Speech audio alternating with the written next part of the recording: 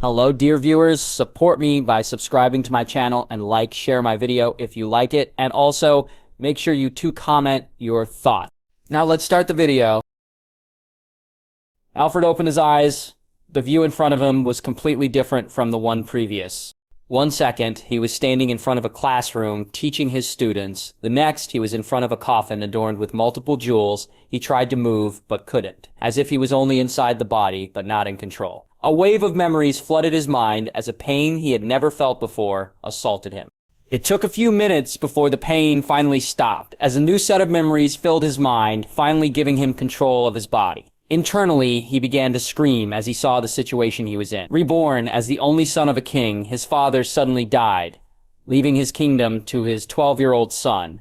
Alfred wanted to cry as he saw the situation. He knew enough that a power struggle would have already begun to replace him, or at least someone would try to use him as a puppet ruler. He didn't let the turmoil he was feeling show on his face, as he went through the motions until the funeral was complete. The funeral ended without trouble, as Alfred returned to his room. He sent away all the servants, and finally could be alone. Fuck. He threw a vase across the room, shattering it. Over and over he smashed things, releasing his frustration. After nothing was left to break, he slumped on the floor and looked at the ceiling. A bitter laugh escaped his lips as he thought about his terrible situation. Nobles and family members would soon try to approach him under the guise of being his guardian and would slowly try to control him. He began to bite his fingernails as many scenarios flew through his head. He understood what they would try to do, and once they realized he couldn't be controlled, they would assassinate him. He had a few days to figure out a solution to his problem. Looking down at his fingers, he saw they began to bleed from his biting. The blood fell to the ground, and Alfred just watched it. Slowly, a plan came to mind. Although he didn't want to do it and didn't think he would truly be able to, he figured the only way forward for now was to act like a tyrant. With a plan in mind, he began to prepare. He rang a bell, calling in his servants, dressing him as he ran towards his father's office. He read through all the documents across the office, barely stopping to eat and drink, only napping for a few hours a day. He read through his father's diary and personal notes to understand the nobles in his kingdom, and who he could trust and who he could not trust. After a few days, the coronation came. Alfred got dressed in a fancy outfit and led toward the throne room. He was stopped before the door as a servant went ahead of him. His Highness Prince Alfred is now entering. The throne room went silent as Alfred walked through the sea of nobles. He held his head high and confidently walked, trying to make a good first impression. Gliding his hand across the throne, he finally worked up the courage to sit on it and look over all the nobles. All the nobles looked up at Alfred and felt a strange unease. They couldn't figure it out, but something just felt off about him. Alfred looked around and smiled in response to the reaction of the people present. He knew that if any adult suddenly became a child, things about the person would seem off, such as the aura around them, mannerisms, eyes, and other things. He had spent a while practicing in the mirror, trying to find a way to bring this out to its fullest. Added to this was his sleep-deprived appearance and extremely pale skin from avoiding sunlight for the last few days. Alfred watched a man in religious clothing walk towards him with a crown on a pillow. The nobles watched as the man stopped before Alfred, raising the crown in the sky for everybody to see. Prince Alfred, do you understand the responsibility which you are entrusted with as king? I do. Do you swear you will wear the crown to serve God, the nation, and its people? I do. And I shall place this crown on your head and declare King Alfred II with it. King of Ammar, ruler of the Ammari people. The bishop placed the crown on Alfred's head before turning towards the people present. Long live the king, he shouted across the throne room as everyone repeated the words back. Alfred looked down at all the people, and a smile appeared on his face as he felt a strong feeling of pride from it. The cheering died down as Alfred stood up to address all the nobles. This would be his most important moment, as it would dictate his rule in the future. He was confident that his plan would buy him some time. As your king, I plan to take the Ammari to new heights that not even my late father could.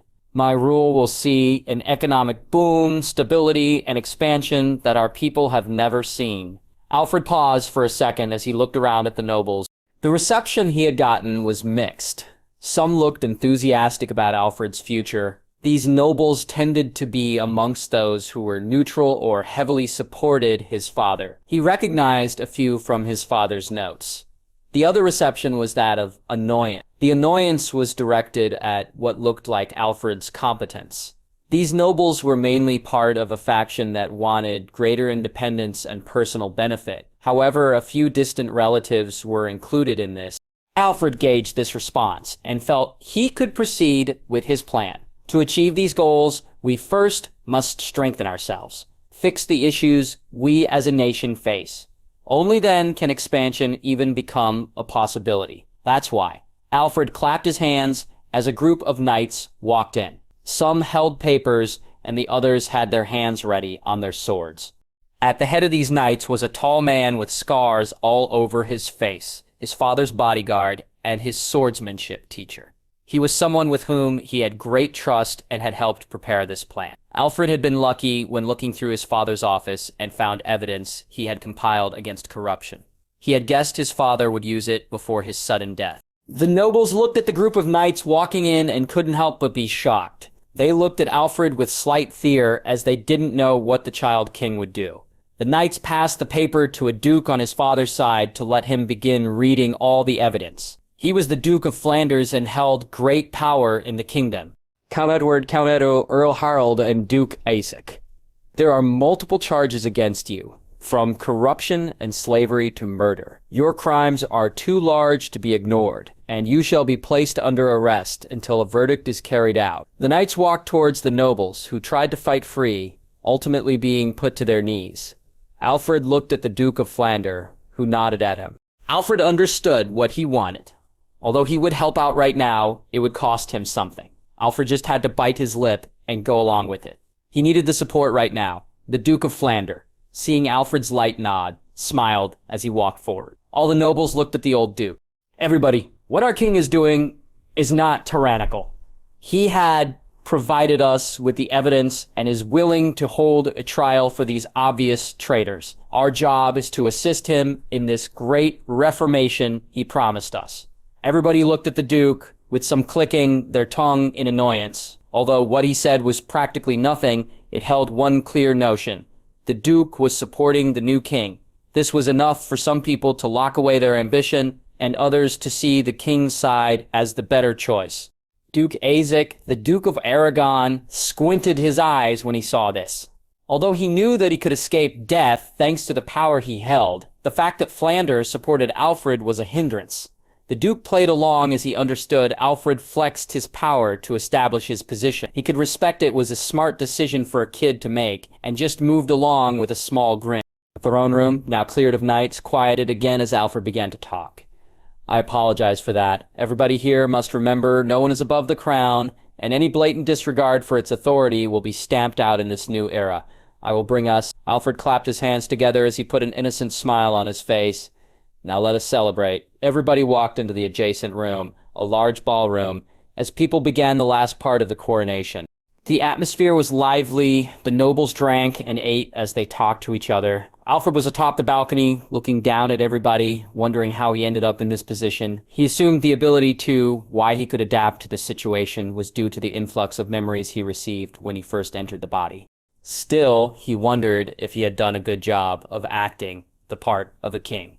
He thanked his years of teaching as he could hide his emotion on his face quite easily, but when he inevitably had to take someone's life for he'd be able to, he also thought about the morale problems he would face. His morality was still that of a 21st century man. His nation still allowed the practice of many things considered wrong in the modern age. Even the arrest he made today on slavery was only because it was done with Ammar people and not foreigners. Alfred looked down at all the nobles and saw the Duke of Flanders. The Duke was talking to someone, but suddenly stopped and looked up at Alfred. He smiled at him, and Alfred sighed.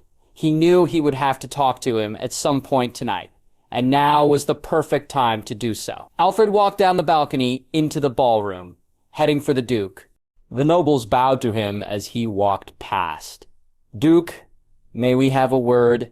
Alfred spoke flatly as the other nobles quietly walked away, leaving the two alone. Alfred led him to a balcony outside, overlooking a large garden. "What do you want for your support?" "Not beating around the bush," Alfred bluntly asked, causing a smile to spread on the Duke's face. "My king, it is my job to help you as a vassal." The Duke smiled as he took a drink.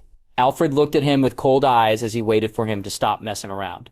That being said, it is also the role of a king to look after his vassals, and recently my domain has been lacking the funds to carry out this task. Alfred grabbed his head and sighed. He didn't want to give more power to this man, but his hands were tied right now. He needed his power to stop others from making a move. I'll strip Count 2 of his lands and pass them to you. Although it was the poorest land out of all the prisoners, it was still land. The Duke smiled at this, not asking for anything more. Now, my king, there is the issue of your marriage. The Duke became serious once he began. Although he wanted to get benefits from the king, he was still loyal to the throne and would sincerely help him on certain matters, marriage being one of them. Alfred nodded as he had thought about this as well. Marriage was extremely important as it was his basis for building an alliance. He had thought about marrying internally in the kingdom, but chose not to. If he married any noble's daughter, it would be a chance for them to start grabbing large amounts of power. He was quite sad that he couldn't marry normally, but he had to live with the fact he was a king now. I know this is a matter that should be solved sooner rather than later. I'm getting lists ready of available candidates to choose from. Your input on this matter would be appreciated. Do not worry. Your marriage is the most important thing the kingdom faces right now. The Duke took another drink and continued, "What about Aragon?" Alfred looked at him, wondering if he should say anything. He had read his father's notes and knew the two had a feud. I have a plan in mind. I first need to get things ready, however. The Duke took the hint, understanding he wasn't, and couldn't get involved with it. He walked back into the ballroom, leaving Alfred alone. Alfred's hand shook as he thought about what to do next week. He still didn't know if he could do it, but when he thought about what his father wrote in his life, he knew he shouldn't hesitate. Alfred quickly downed his drink and smacked his cheeks in annoyance. He couldn't drink alcohol yet and missed it. He walked back into the ballroom and began to mingle. An hour passed, and Alfred went up the balcony again. Tapping the glass, the noise spread across the ballroom, silencing everybody. Everybody. I'm sure you all like the banquet. However, I shall be. Alfred suddenly stopped talking and grabbed his stomach. A wave of pain overcame him. His throat closed up as blood fell from his nose. Everybody watched, most in shock, but a couple smiled. The king has been poisoned. Block all exits. The man with scars over his face ran towards the king's side as guards blocked every exit. Alfred could be heard groaning as he slumped over the balcony. The nobles all looked at one another, wondering what would happen as Alfred walked towards the staircase, hobbling down it. Although the guards tried to stop him, he knocked their hands away as he slowly descended, staring at one person in the hall the whole time, wanting to grab them. One last sharp pain in his stomach hit him as he tried to suck in the air. Unable to do so, his vision slowly darkened as he went lightheaded. Everybody watched as Alfred's eyes closed and he fell. He was quickly grabbed and placed on the floor, gently. Alfred opened his eyes once again. He was surrounded by darkness. He couldn't see or feel anything as his body refused to listen to him. Around him, he heard light mutterings that didn't make sense. He wanted to grind his teeth in annoyance at being killed as he remembered the pain he had just felt from the poison and the feeling of death. In the distance, in front of him, a black, smoky figure, covered in a white glow, walked towards him. Alfred couldn't do anything other than watch it approach. The figure put its head next to Alfred's ear. "It is too early." A croaky voice came from it as it pulled away. Lifting its smoky hand, it reached into Alfred's body, grabbing his heart. Alfred could feel a tightening in his chest. The figure squeezed multiple times, sending pain through his body each time. Alfred's eyes slowly closed as the pain slowly vanished. The nobles watched Alfred's lifeless body on the floor. Most of them were shocked by what had happened. A man with black hair walked towards his body, placing his hand on Alfred's wrist. He was Alfred's uncle. The man held it there for a couple of seconds before standing up. "The king is dead." People muttered to one another as they began to talk about what to do going forward. Alfred's uncle, Michael, covered his mouth as he looked at his nephew's body. His eyes were watering, but his hand hid a smile. As Alfred was dying, he stared at Michael, knowing it was him. He felt a little fear at this, thinking Alfred would expose him, but he died too quickly. He looked around to see if anyone had noticed Alfred's action, but it didn't seem so. "Everybody, now is not the time to be muttering to one another. We must find the culprit behind this." Everybody spoke in agreement as the knights called in all the servants present. All of them lined up before Michael could go on. Gasping could be heard. Everybody looked in that direction, and couldn't help but be shocked. Michael's face froze as he saw Alfred sit up, grabbing his chest. "It's impossible," he muttered under his breath. Alfred looked around the ballroom at all the stunned faces looking at him. All those present couldn't believe what had happened. Alfred saw this and knew he had to do something with the opportunity. "I have seen it," he shouted, allowing everyone to hear. The nobles didn't dare make a sound, letting him speak. "In my death, I saw our Lord, and he told me it was too early to join him. He showed me things and saw fit to return me." Everyone in the ballroom had shocked faces after hearing those words. Internally, Alfred smirked. He understood the power of religion to people, and an opportunity like this was a chance to gain a large amount of support, especially from the church. "Impossible! This must be the work of the devil." A shout came from the sea of nobles. An earl from the faction against Alfred spoke up. People began to whisper amongst each other, some agreeing with the earl. Alfred went to defend his position, but was interrupted before he could talk. "How could the devil create a miracle? If you cannot see the Lord's hands in this, you must be blind." Everyone looked at the source of the voice and shut up, not arguing with him. Alfred saw who it was and smiled as his plan began to work. The man had dark, empty eyes, a religious fanatic. Marquess Raven.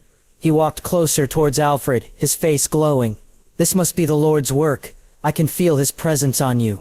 Alfred felt his back go cold as he looked into Raven's eyes. They were empty, holding no desire inside of them. Alfred just smiled as he slowly stood up. He looked at his uncle and the row of servants lined against the wall. Walking towards his uncle, he placed his hand on his arm.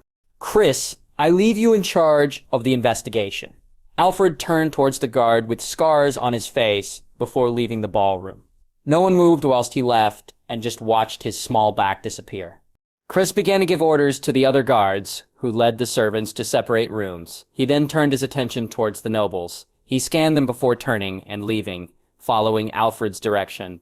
Alfred awoke the next day. He was exhausted after the whole ordeal the previous day. Getting ready and eating his breakfast, Alfred went to his office to deal with matters. He looked at a certain note left by his father. He still couldn't understand why he had written it, but it was a major clue to yesterday's incident. It was a small message saying that Alfred should not trust Michael, with no other context added. He only had this to go off. Alfred worked through documents for a few hours. He was tired and bored after doing it for so long, so Chris's arrival was a nice surprise. "We have found the suspect for the poisoning." One of the servants had been paid off to do it. Alfred nodded as he thought about it. He knew who was behind it, but had no evidence to go after Michael yet. "My king," Chris spoke, getting Alfred's attention again. "When are we going to begin?" Alfred understood what he was talking about, but remained silent. His hand began to shake as he bit his thumb. "I'm scared, Chris. I don't know if I can do it." Alfred spoke in a soft voice. He knew he wasn't safe yet. His plan was his hope to destroy and deter the majority of the threats he faced. Alfred knew his life was at stake. Yesterday was a good reminder. "My king? Why does that matter? You are the king. You can't be scared and afraid. You have to do your job. Any act you wish to take, you must take without looking back. You do not have the luxury of acting on feeling. You must act on logic alone. Your father had to live like this, and now you do." Chris didn't comfort Alfred. His advice gave Alfred a bleak future. He had still not fully adjusted to his new role. Still, these words provided the path he had been looking for. He understood this path before, but being told it was different. Alfred clenched his fist and nodded. Lingering on these emotions would get him nowhere. He needed to act. "Thank you, Chris." Alfred stood up. "Take me to the servant." Chris bowed before leading Alfred to a dungeon. Alfred looked around the damp concrete room. He could hardly see in the dark room. Chris opened an iron door, revealing the bloodied servant. He had been tortured. The smell of blood and burnt flesh assaulted his nose, causing Alfred to nearly throw up, only stopping himself at the last second. Chris looked at Alfred and nodded in approval. He had to get used to scenes like this. Alfred took a couple of breaths, adapting to the new environment. He finally got used to it after forcing himself not to throw up a couple of times. Walking closer towards the prisoner, Alfred bent down and picked up the man's chin, forcing him to look at him. Alfred didn't feel pity for this man. He had killed him for a few gold coins. He could still vividly remember the pain of death. The prisoner's eyes were unfocused Alfred stared at him for a minute before sighing. He knew he couldn't get anything else from the man. "A knife, Chris." Alfred stuck his hand out, with Chris putting a sharp blade in it. Alfred looked into the man's eyes. He placed the knife on his neck. His hand shook, but he quickly collected himself. In one quick motion, he plunged the knife into the man's throat, cutting across it. Blood squirted out, covering Alfred. He refused to look away from the man's body, as he knew if he did, he would never be able to rule effectively. He watched as the life in the man's face drained. Alfred watched this, and compared his own experience of death. He thought about his father, who died, and people in his past life. All these experiences gave Alfred one thought at that moment. Life was extremely fragile. It could end at any time, so why worry about death? Alfred had seen beyond death and knew it wasn't the end. It was just a glimpse into that dark space, but it was enough. His mind changed. His life was precious, but death shouldn't be feared. His fear of it slowly vanished, being replaced by a calmness. All his experience had accumulated to this conclusion. Alfred stood up, dropping the man's body. Chris walked over, taking the knife from Alfred's hand as he did. He watched Alfred carefully. Alfred lifted his hands and looked at them. It hit him about what he had done, and he threw up. Although his thoughts had changed, he still felt sick about taking a life. Chris just watched, but didn't intervene, gently placing his hand on Alfred's shoulder. It was a tough but necessary lesson for Alfred. Alfred stayed in the prison for around half an hour before he collected himself. Once ready, he looked up at Chris. The light in his eyes had changed. "We begin tomorrow," Alfred said before dashing past Chris. Walking through the corridor of the place, servants looked at Alfred, drenched in blood, with dark eyes. They shivered in his presence. Alfred called for a bath. As he was being cleaned, he thought about the immediate future and sighed. Raven walked through the halls of the palace. He had his usual expressionless face, but internally, he was joyful that the king had called for him. After Alfred's resurrection, Raven swore an eternal allegiance towards Alfred, seeing him chosen by God. He had witnessed a miracle firsthand, and seen it as a sign he had been chosen to lead the kingdom. Raven knocked on the door, and was led into a sitting area. Alfred sat on one side with Chris standing behind him. Raven bowed towards Alfred, who indicated that he should sit. "Sorry for calling you on short notice, Marquess." Alfred apologized as he took a sip from his tea. He got up and walked behind Raven, touching his shoulder. "However, I called you here as I require your assistance and need someone I can trust." Raven looked at Alfred's face, and he shivered a little. It was the same face he had first seen at the coronation. "Of course, Your Majesty, I am ready to execute any command you give." Raven spoke with passion. Alfred saw this and nodded as he walked back towards his seat. "How many people have you got inside the Aragon Duchy, and how many of them can get close to the family?" Alfred cut straight to the chase. After looking over Raven's character, he understood the man didn't like to beat around the bush. He trusted him enough that Raven wouldn't betray him due to his fervor for God. "Maybe two. It depends on how close you need them to be." Alfred turned and grabbed something from Chris, sliding it across the table towards Raven. "Close enough to give this to all senior family members who can inherit." Raven looked at the glass vial holding the white powder and squinted.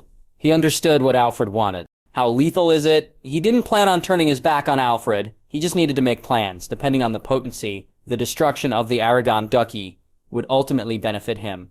Moreover, to him, Alfred was someone chosen by God. He would follow his commands, regardless. Alfred smiled in response to the question. His death had sped up the time needed to enact the plan, allowing him to get someone like Marcus Raven on his side.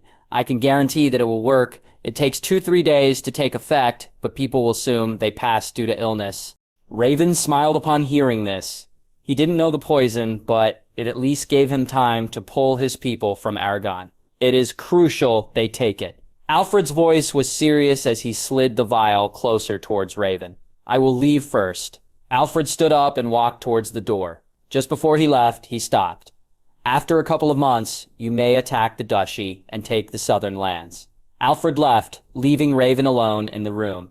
Raven looked at the vial in his hand and smiled. Although the land Alfred offered had no monetary benefit, it had good natural terrain for defense. Raven looked at the powder and wondered where a poison like this could be found. He trusted Alfred's judgment and didn't push to be told or plan to investigate. 4 people sat around a table, eating a feast laid out in front of them. On the wall, the banner of the Argonne hung. "When do you think the ransom request for father will come?" The first to talk was a young man in his early 20s.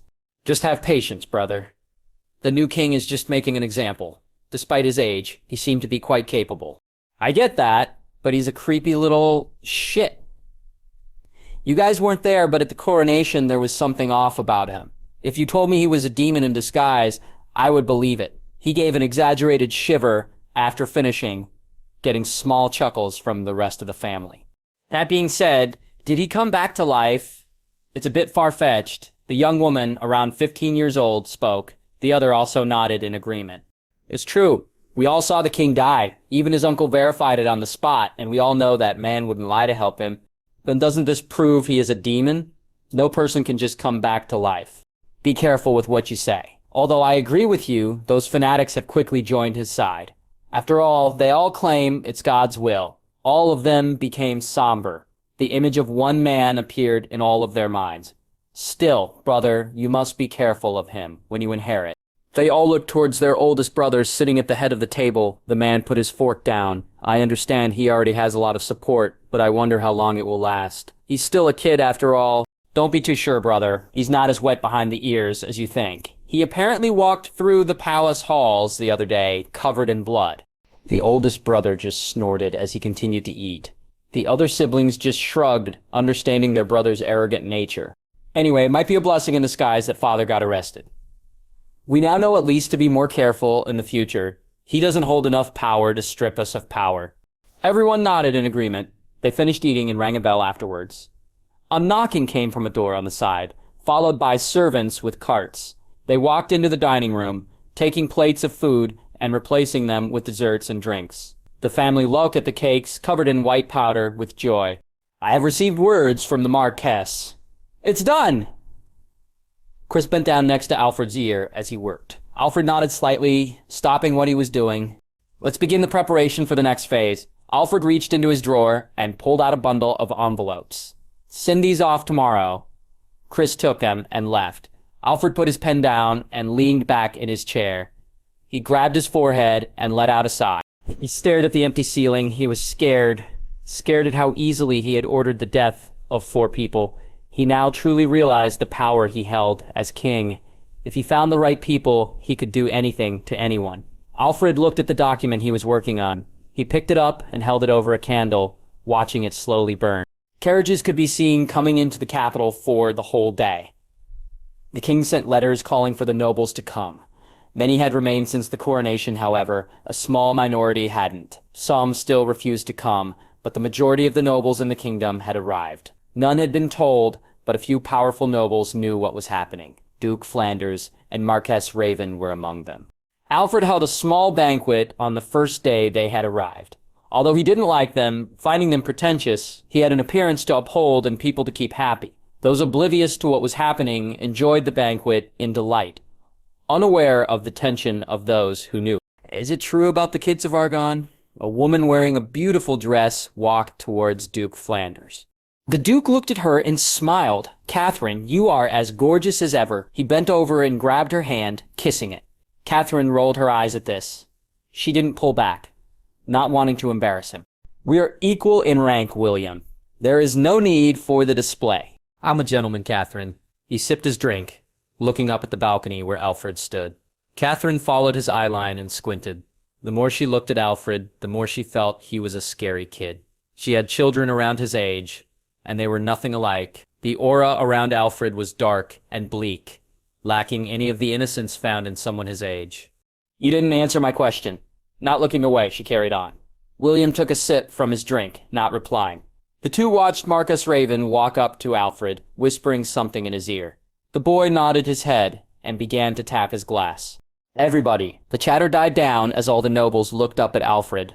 "I'm sure you all wonder why I called you here so soon. Tomorrow at noon, everybody must gather at the open hall."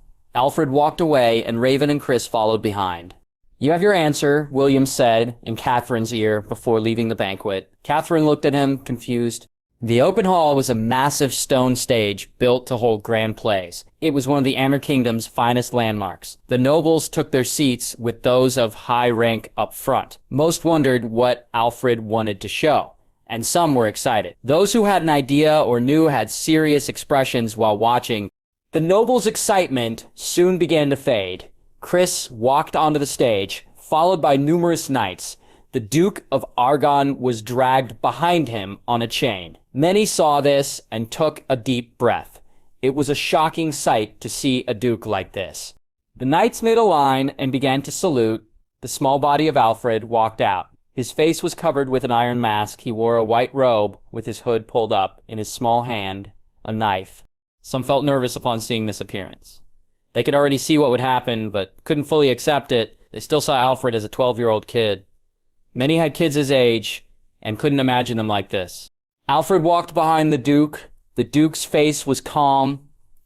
He didn't show fear and knelt on the ground, waiting. Alfred, under his mask, was breathing heavily. He wore it to hide his expression. Chris looked down at his king and saw the panic in his eyes. Alfred slowly controlled his breathing. He knew that he couldn't just stand there. Closing his eyes, he organized his thoughts before opening them again. His eyes had lost their panic, only radiating a cold shine. He suppressed his humanity and brought forward thoughts of the crimes the Duke committed. After this, Alfred felt a calmness. His voice spread out of the open hall. My countrymen, today we sentence the Duke of Aragon to death. His list of crimes is too large to ignore, from enslaving his people to treason against the crown. Alfred looked at one person in the crowd. Michael flinched as he felt Alfred's eyes lock onto him. It was only for a second, but he understood its meaning. However, thanks to this man, I could meet our lord, and due to that, I will grant him the honor of a quick death. None of the nobles said anything. Carefully watching, Duke Argon, you have been charged and found guilty of treason. Do you have any final words? The Duke looked at everybody present and just smirked. He raised his neck and closed his eyes. Alfred saw this and placed his knife to his throat. With one quick motion, he dragged the knife across. Blood flew from his throat as Alfred dropped his body. Life in his body slowly vanished. Let this be a warning to everybody present. No matter your rank, you are below the crown's authority, and any action against it will not be tolerated. With the Duke's death, all his possessions will be passed down to his children. Alfred dropped his knife and walked off the stage, followed by Chris. Catherine looked at William, who was next to her. She could see a smile on his face. This is what you meant yesterday.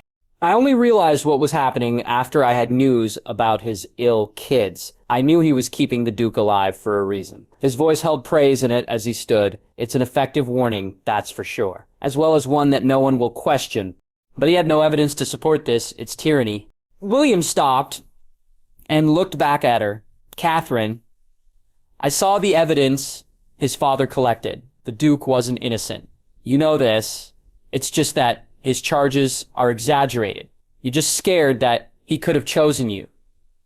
William waved as he walked off. The other nobles, seeing him leave, also quickly got up. Michael watched as all the nobles walked past him. He couldn't get Alfred's eyes out of his head and knew he was caught. Michael ran through the corridors of his house. His breathing was erratic, and his face was full of panic. He couldn't get Alfred's eyes out of his head.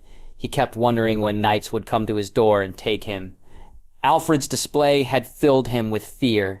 He opened the dressers and packed his clothes and numerous documents into his room. Finishing his hasty packing, he ran to another room with an empty bag. He unlocked a chest, revealing a large amount of gold and silver. Michael wasn't picky and began to fill his bag with as much as he could. Finishing, he ran outside. The carriage pulling hay waited for him. Michael threw his bags into the hay and jumped onto the seat next to a man. He looked around a few times before pulling his hood up, covering his face. Go, he spoke quietly to the man beside him as the carriage took off. 3 hours had passed. A swarm of knights descended onto Michael's house. After not getting any response from knocking on the door, they kicked it down, sweeping the building. The house was stripped. Every space someone could hide was checked. Alfred walked in, and behind him, Chris followed like a shadow. My king, we can't find any trace of him. A soldier knelt as Alfred walked past. A small smile was on his face. How much land did my uncle own? Alfred turned to Chris. Although he knew roughly who owned what in the kingdom, he didn't have enough time to understand completely what was happening in the various lands in his kingdom. Your grandfather left him in charge of the south coast to defend. Although the southern coast isn't the largest, it's still a good source of income. Alfred nodded as he explored the manor himself. He tried to find anything that would be useful against his uncle if he ever returned, but couldn't find anything. Have soldiers search all of his major properties. Anything owned in his name is to be seized. Alfred walked out, but stopped. Don't touch any of the nobility under him, he added, before leaving the manor. Chris bowed towards the departing bat. Around a round table, the most powerful people of the kingdom sat. As you all know by now, Prince Michael had fled the nation. Alfred opened up the topic. Although he could have gone anywhere, the two most realistic options are the Safarid Sultanate or the Commonwealth. Alfred unfurled a map onto the table. If he's smart, he will head for the Commonwealth. But if we think like that man, it is safe to assume he headed towards the Sultanate. They are the only ones strong enough to push his claim for the throne. The Duke of Flanders spoke as he pointed to the map. The north is my territory. I've already increased patrols on the border, but I doubt he will be caught. A fist slammed on the table. A man in a priest outfit looked at the map with disgust. If he truly goes to the heathens to push his claim, then he will lose all support of the temples. Calm yourself, Cardinal, Alfred cut in. He hasn't gone to the Sultanate, I'm almost certain of it. The people around the table looked at him, urging him to continue. As we all know, my uncle had numerous different businesses under him. It's how he made his wealth. How many of you knew what type of business they were? Business-wise, it was mainly alcohol. Raven spoke quickly, making the others around the table open their eyes as if they were enlightened. As the Sultan highly regulates alcohol in his kingdom, his best bet is going where he had the most business outside the kingdom. The Commonwealth! Alfred nodded as he put his hand on the map. Although the Commonwealth would usually be stupid to attack us under normal circumstances, right now, our main defender of the East is dead, and his land is being carved up. My king! Although the Aragon Duchy is fractured right now, it doesn't mean the Commonwealth is bold enough to attack, the Cardinal spoke up. Before Alfred could speak, Catherine replied, They will. With Prince Michael's legitimate claim to the throne adding to the domestic turmoil over the past month, seeing us as weak wouldn't be a surprise. And besides, do you think the Sultan will also let go of this opportunity? The room became heavy as they realized any war would result in a two-front war. Which brings me to the next point. Marriage. Alfred internally sighed whenever this topic came up. He wished his marriage could be simpler, but it was one of the few things where he couldn't have that luxury. For the current situation, there are three choices. One of the daughters of the Sultan, the daughter of the Grand Prince of Vladimir, and the Princess of the Commonwealth. We should just remove the Commonwealth's princess. They won't let go of an opportunity like this. Catherine clicked her tongue in annoyance, as this would usually be the easiest alliance to form. My king, you can't really marry a heathen, can you? The Cardinal spoke up, looking at Alfred. Other than Raven, the rest of the nobles rolled their eyes as they heard that comment. Alfred clicked his tongue, but he had expected a problem like this to occur. Just because she is a heathen now, doesn't mean she will never convert to the true faith. Besides, if that never comes around, I will file for a divorce. The Cardinal squinted its eyes, but ultimately backed down. Then Valomai's princess. Although they border the Sultan's north, it's a risk. If we get attacked by both sides, I doubt the call for support will reach the Grand Prince in time. The table nodded as they thought about the bleak situation. William carried on. We have a couple of months to prepare. My king, you have to make a choice. Alfred leaned back in his chair, staring at the ceiling. He had done some investigations on all the candidates. Added to this is his father's notes about them. Send the Sultan the proposal. Be ready to send the Grand Prince. One on rejection immediately. He spoke to William before getting up. You're all dismissed. It had been a month since he sent the proposal. And Alfred had little time to rest. The vassal wars in the Aragon Duchy had weakened the land, and although he could hold off his more powerful vassals from seizing the land, he owned them. His control of the previous vassals of the Duke was weak. Alfred had moved across the entire nation numerous times to sort out militarization, but in the past month he had concluded that the military was weak. When he first came to this world, Alfred had expected his nation to be like that of Rome, prepared with legions of highly trained soldiers, But after his brief tour of the nation, he realized how wrong he was. Those who were professionally trained and belonged to the crown barely made up 1,000 men, the rest being conscripted levies. He could request men from his vassals, but he knew it would be a challenging task. Those who were trained were a large investment, and his vassals would be hard-pressed to allow them to leave. Even requesting more levies would be hard. His vassals already had the bare minimum to provide, and requesting more than the minimum would require him to provide favor.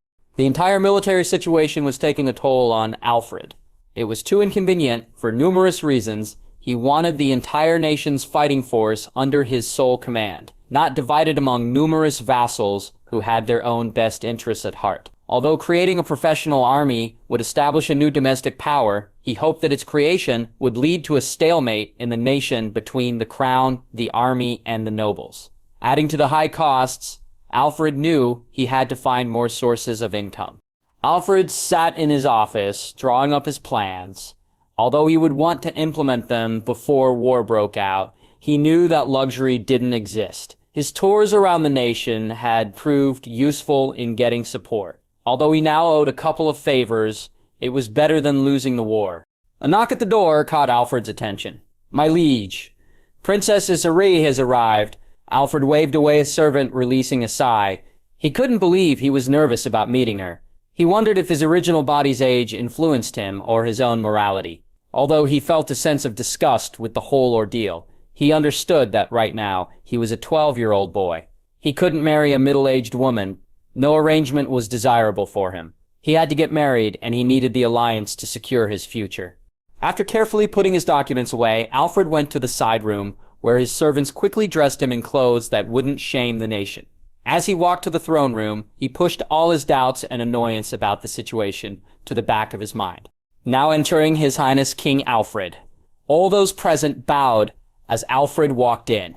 He was dressed elegantly, wearing black and gold clothing, the colors of the Ammar kingdom. Sitting on the throne, he looked at the 13-year-old girl, kneeling. He squinted his eyes in suspicion. "You may all rise."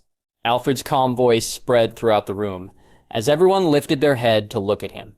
Looking into Isra's eyes intrigued him. They were nothing like a girl her age. Instead, they held a deep calmness in them. The aura around her was strange as well. Although she appeared to be a young, naive girl, Alfred saw deeper. A small smile spread from his mouth. "Princess Isra, I'm sure you must be tired from your journey. How about some tea?" He walked slowly down the steps, offering his hand out to her. Alfred sat down, waving away all the servants after they had been served. Alfred turned to Chris as well. Signaling for him to leave before he could protest about the decisions, a small hand reached out and touched the hilt of his sword. Chris swallowed his words and left, leaving the two alone. Alfred looked at the girl opposite him. She was a beautiful, tanned girl who would surely become a model in her old world when she grew up. He had some information about her that his spies picked up. Despite being his youngest daughter, the Sultan shunned her due to her behavior, with few believing her to be a witch. She would spend her free time experimenting with various herbs and weapons, but despite this, she seemed to be intelligent. Most reports described her as a troublemaker who had been abandoned. Alfred smiled, thinking about the report, as the girl in front didn't seem like that. "I'm sure you understand why you are here. It's safe to assume that the Sultan agrees to the marriage, then." Alfred took a sip of his tea and waited for a response.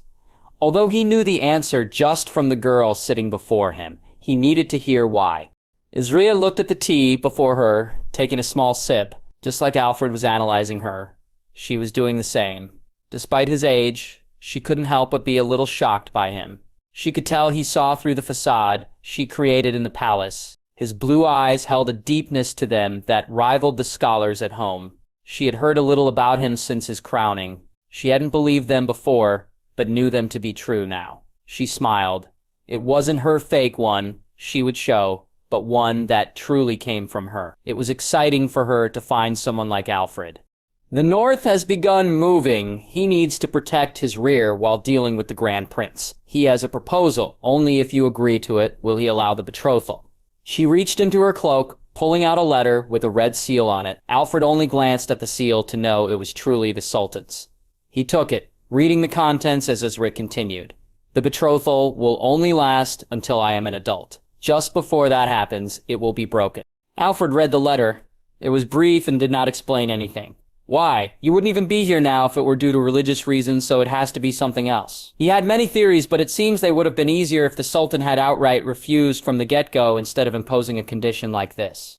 In the past 20 years, the tribes in the West have finally united under a single chieftain. Despite being a so-called pagan, the Grand Prince quickly married his daughter to the chieftain's only son. Her tone was laced with mockery throughout the entire conversation. My father has the resources to defend the two fronts for a couple of years, but if a third were to open, her sentence trailed, but Alfred understood. And so he will cancel our betrothal at the last minute to either end the war by marrying you off or getting a new ally, one that can't be ignored. Isri nodded as she took a drink.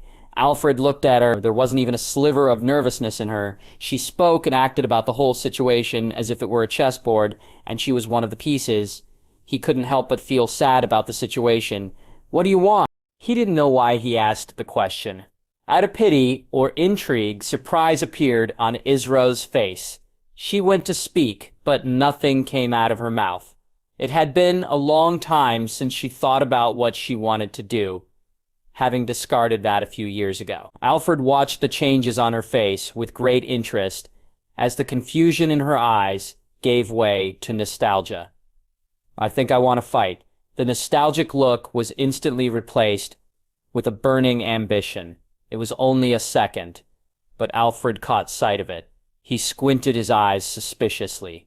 We're you, that is Safri, but... He grabbed his mouth and looked down at the floor before looking back up. No, it should be. Who are you? As he locked eyes, the temperature in the room seemed to freeze as they looked at one another. Alfred's eyes were full of intrigue and suspicion, whilst Isra's went cold. Alfred saw the coldness on her face. Her previous mannerisms had been replaced with those of a warrior. Her eyes scanned the table in front of her as she kept track of Alfred's movements. He sighed. He knew he had one chance. Isra watched Alfred as he closed his eyes and changed his sitting position. Opening them again, Alfred, who was the king, was completely replaced. His aura was that of a seasoned scholar. His eyes were those of someone who had lived a long life. Slowly, they changed once again. Alfred took his experiences from his short time in this world. The once deep eyes turned empty as Alfred remembered his experience with death. Isra watched all these changes occur, with Alfred closing his eyes again and returning to his previous state. She didn't realize she had goosebumps, and her mouth had spread into a wide smile. She was excited. Realizing she still hadn't answered the question, she looked at Alfred. In my last life, I was a warrior. She looked down, reminiscing about the past. I led battles and had the world's respect. And now what am I, just a princess with no power? I can't even decide something like my own marriage. Her eyes turned sad. Alfred wanted to tell her that she could leave or take matters into her own hands, but he stopped himself. It was selfish, but he needed her for his country to survive. Exhaling, he got up. If that's the case, then I will give you that opportunity. Whether you take it, that's up to you. He knew he couldn't let her leave. All he could do was use his power as a king to provide what she wanted. Isra looked at Alfred and smiled. She knew what he was doing, but it wasn't as if she had much of a choice with how things were going. Wait, Alfred stopped as Isra ran next to him. Never tell anyone about us. If they find out, we're both dead. It was a whisper in his ear. Alfred pulled back and looked at her. The seriousness that was easily readable on her face told of first-hand experience. He gave a small nod, leaving the room. Alfred looked at the letter in his hand, movement across the border. It was brief, but it conveyed everything he needed to know. Chris? His voice spread across the room as the knight walked into the room, giving a slight bow towards Alfred. Send out these letters to all the nobles. He reached into the drawer, pulling out a stack of envelopes. After finishing, I need an escort to the eastern border. Chris bowed quickly, retreating out of the room to complete the task. The two looked at the river in the distance. It was the natural border that separated the kingdom and the Commonwealth. Alfred's foot tapped the floor as the nerves were getting to him. Numerous battles from Earth flashed through his head as he tried to think of a strategy he could use. His mind was spinning as he couldn't organize his thoughts. Chris saw Alfred's state and internally sighed. Sometimes he forgot that Alfred was still a child. Everything that had happened in the past month made him see Alfred like his father, but his biggest weakness was showing his inexperience. My king, at times like this, you must rely on your vassals. We all live to serve you. Alfred stopped tapping his foot. He knew what Chris said was right, but he was scared. He had tried his hardest not to show a sign of weakness. He didn't want to give a reason for the revolts because of his age. Alfred, however, realized that it was no longer an option. He needed the aid of those who had more experience. It was all well and good to utilize his knowledge of battles from his past life, but being able to make decisions as the battle progressed was something he couldn't do. Send a summons to Flanders and the Marquess. Leave us count. A couple of days had passed. The three men sat in a small meeting room with a map spread across the table. Alfred examined the small chess pieces, which represented the fighting forces of each nation. Although the Commonwealth had more troops, the kingdom had the advantage of having more professionally trained troops. Despite this, Alfred still had a grim expression. The number of levies the Commonwealth could field was double that of theirs. The Commonwealth would likely win in a straight clash of men on pure numbers. A voice cut through his thoughts. We have to get them to come through this bridge here and here. Raven pointed at two bridges in the center of the border between the two nations. Alfred nodded in agreement, having already been to that location. It was the only place they would have a hill to defend. Have these bridges destroyed and burn the ground. We can't make it an option for them to attack from there. It was the southern plain and the hardest place to defend. Although Alfred felt hard-pressed to burn his land, he understood the scorched earth tactics were the best defense. The Duke nodded in agreement. Gone was his casual facade, replaced with a seasoned warrior. If we have most of our force on the hill, we put the cavalry in this small forest here. While we can easily hold the hill, we will never win staying there. What about the Aragon forest? Alfred inquired about the extensive forest north of the Aragon Duchy, which stretched far into the Commonwealth. The two looked at it but brushed it aside. It's a natural defense. Despite our numerous wars, they have never used it for a good reason. It's a logistical nightmare to attack through, Raven spoke, ignoring the area as if it were unnecessary to worry about. Alfred was different, however. Michael knew the land better than anyone. He had prepared his entire life to take over the land he thought he would get. In addition to this, Alfred knew about his past life. Put a couple of people to watch the border here. Alfred pointed at the northern forest and got weird looks from the two. If Michael is with them, he may use his knowledge of the land to help them get through. Although the two disagreed, they nodded, as it wouldn't hurt to spare a few men to watch the northern entry. By the time the three finished making plans, the sun had started to rise. Alfred felt good leaving the manor the next day, having learnt and understood more about warfare. Despite this, he still felt nervous. It was his first campaign, and he would decide if he still sat on the throne. He quickly headed back to the palace to make the necessary preparations. William and Raven looked at the departing king. Do you think you will be able to lead in the war? His tone was somber, turning towards Raven. Raven looked at the road on which Alfred left without saying anything. William saw the lack of reply and sighed, mounting his horse and leaving. Alone in the courtyard, Raven looked into the sky. I wonder, he muttered quietly, under his breath, as if he tried not to be heard by anyone before quickly mounting his horse and leaving. Prince Michael, come and sit with us. Michael looked at the source of the voice. He was a large man with long black hair and a crown adorned with jewels. The other men at the table looked at Michael with arrogant eyes. Greetings, King Snowid. Michael gave a deep bow before taking a seat at the table. A satisfied smile spread on Snowid's face as he looked at his display. Servants arrived, bringing a variety of dishes for the guests.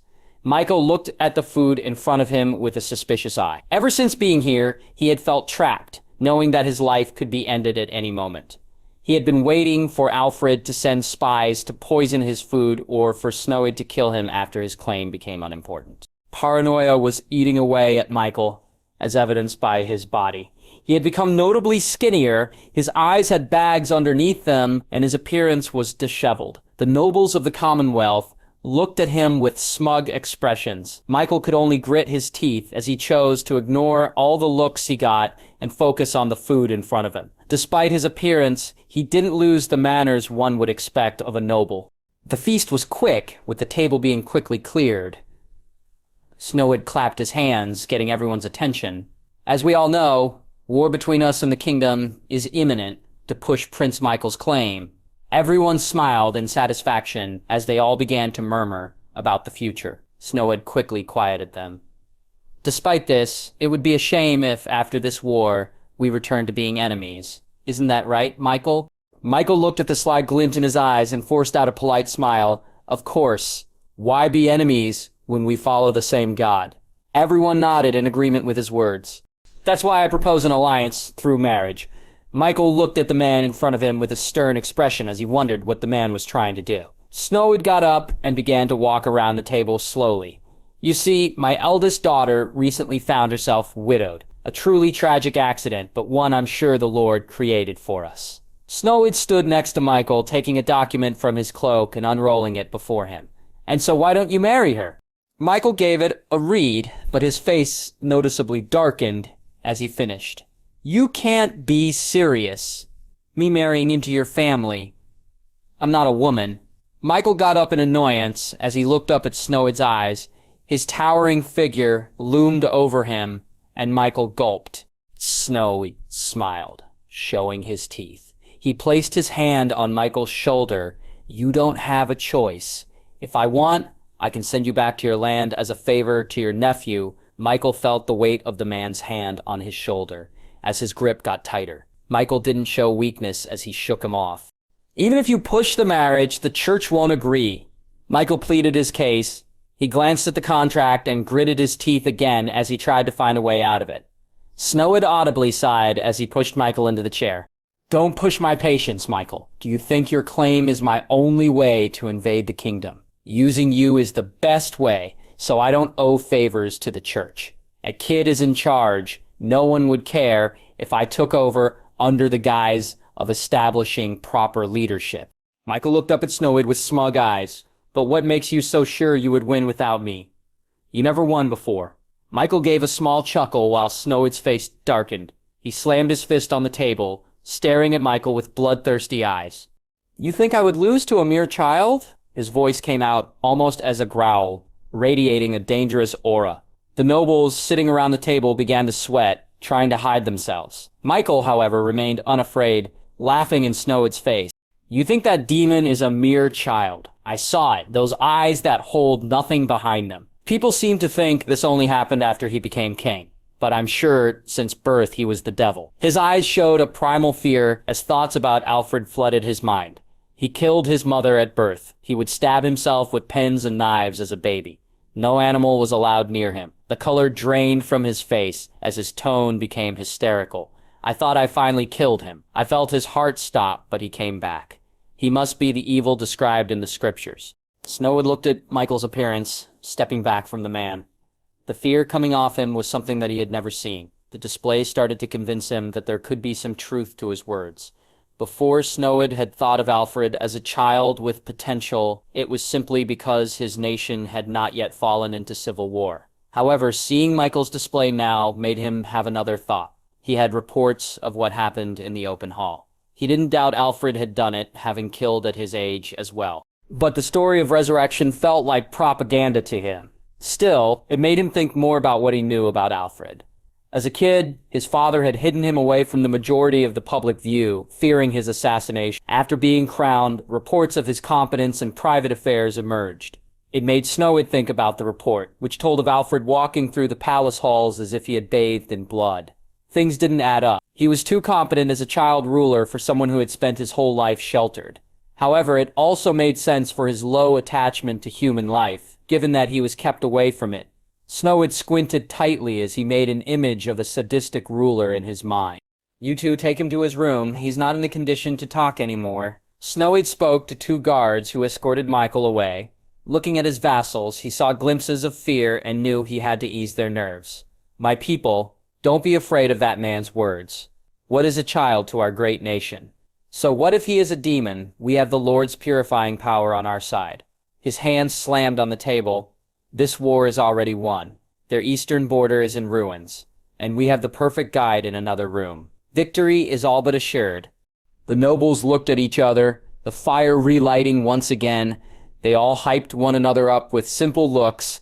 Long live Snowhead! Glory to the Commonwealth! One shouted, getting everyone to look at him. Long live Snowhead! Glory to the Commonwealth!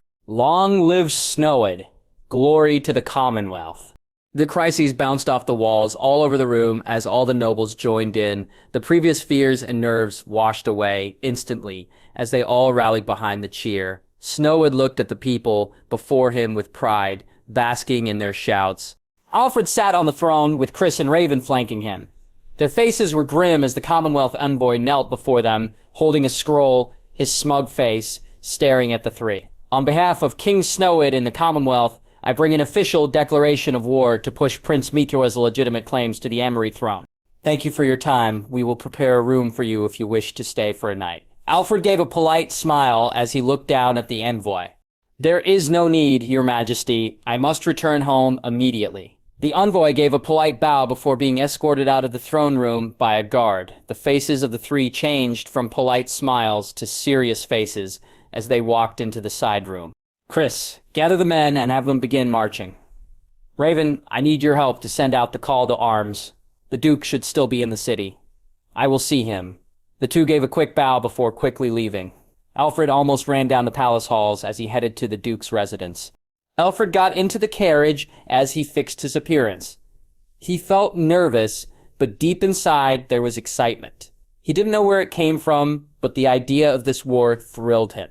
He didn't understand where it had come from. He never liked war in his past life and didn't see why it was different now. Still, Alfred was thankful for this feeling.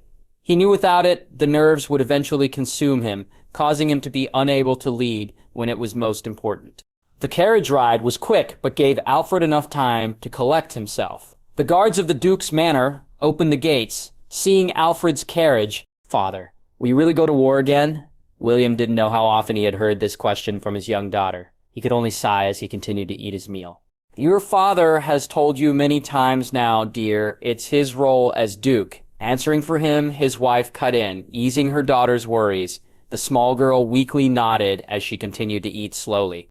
But, my son, you must join me on this campaign. You know this, right? The Duke gave a stern look at his son. He was a muscular man in his early 20s. Isaac smirked as he put his cutlery down. Oh, cool. The door opened before he could finish his sentence. An old butler walked in.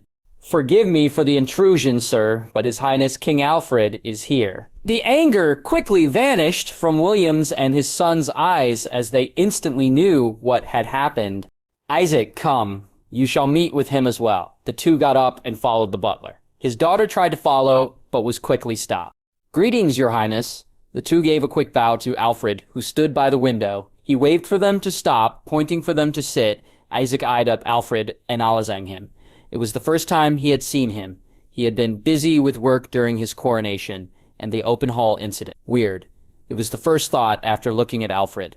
The whole atmosphere around him was different from that of other children his age. It was more mature and confident. War has been officially declared, Alfred said calmly. I have a plan that I need to go over with you. Alfred sat, drinking some of the tea the butler left for him. As you know, the support for marriage with Azra is mixed. I wish to bring her to the front with us to show she is willing to stand with us.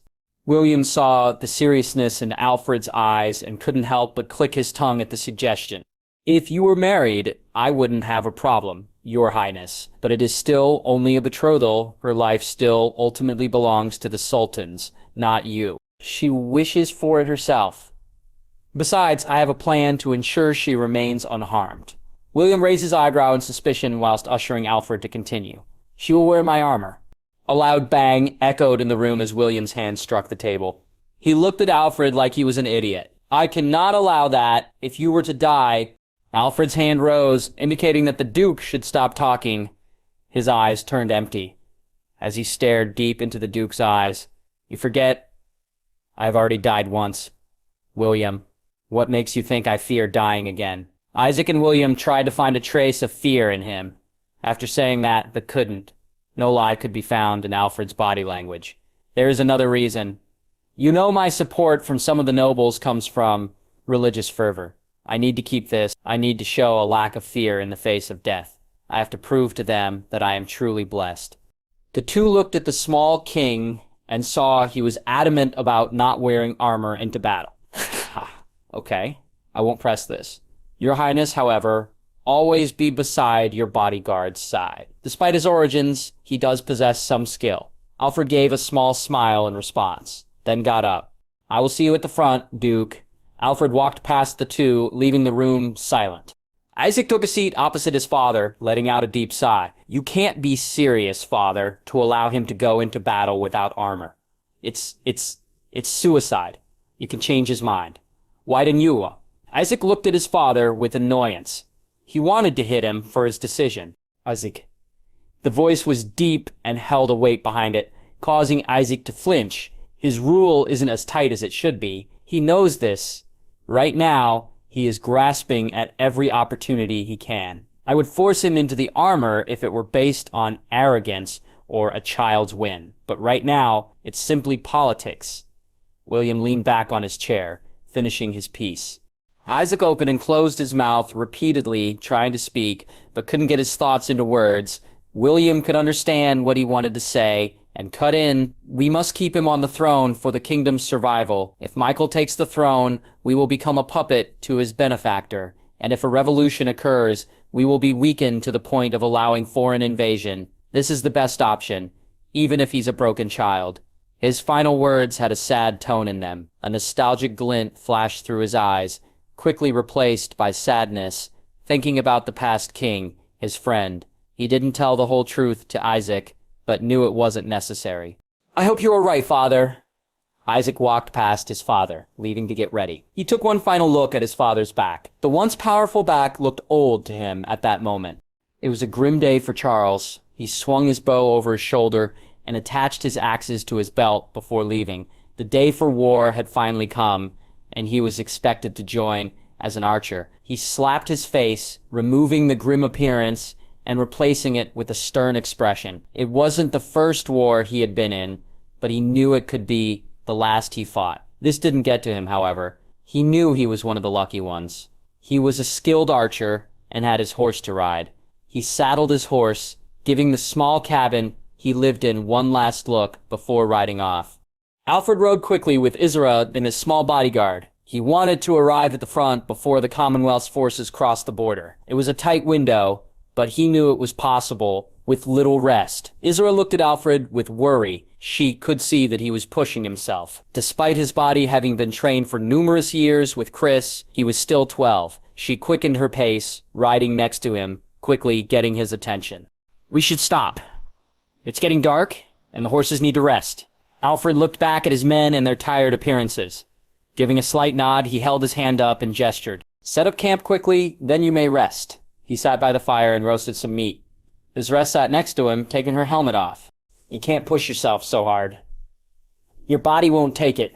Her tone was full of concern. She knew it fell on deaf ears, but a faint hope existed that it would break through to Alfred. Although they had known each other briefly, Alfred was the first person she met who was like her, and she found herself wanting to support him and have his support. What was your life like before this? Her voice was quiet, but full of intrigue. Alfred's focus on the fire broke as he glanced around, seeing no one around. A deep sigh escaped his mouth. He had wanted to talk about his past. He didn't want a part of him bottled up without anyone knowing, but he knew that he couldn't fully trust Isra yet. You said you were a warrior. What did you mean? His question got a soft smile.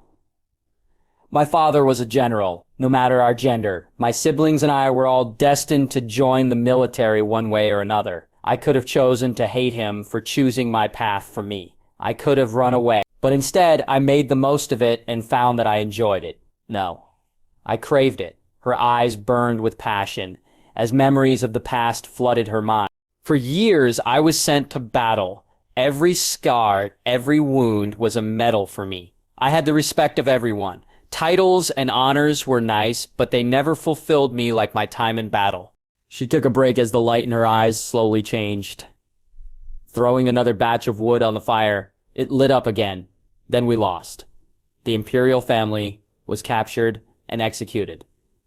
My father tried to rebel against our new emperor, but it was futile, and my whole family was imprisoned. Some were executed. The rest, I don't know. But I was sent to the Colosseum. What better entertainment for their people than making another nation's hero their fighter? I hated them for years, but soon overcame it and learned to enjoy my life as a gladiator. Eventually, my bloodline died with me in the ring, and I found myself in this world. For years, I've lived as the abandoned princess, hoping to one day finally live how I want. Alfred listened. He could hear the emotions in her voice change from pride and arrogance to hatred, satisfaction, and finally defeat as her story went on.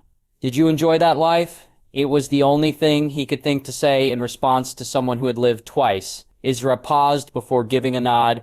Alfred looked deep into the fire, thinking about where to start.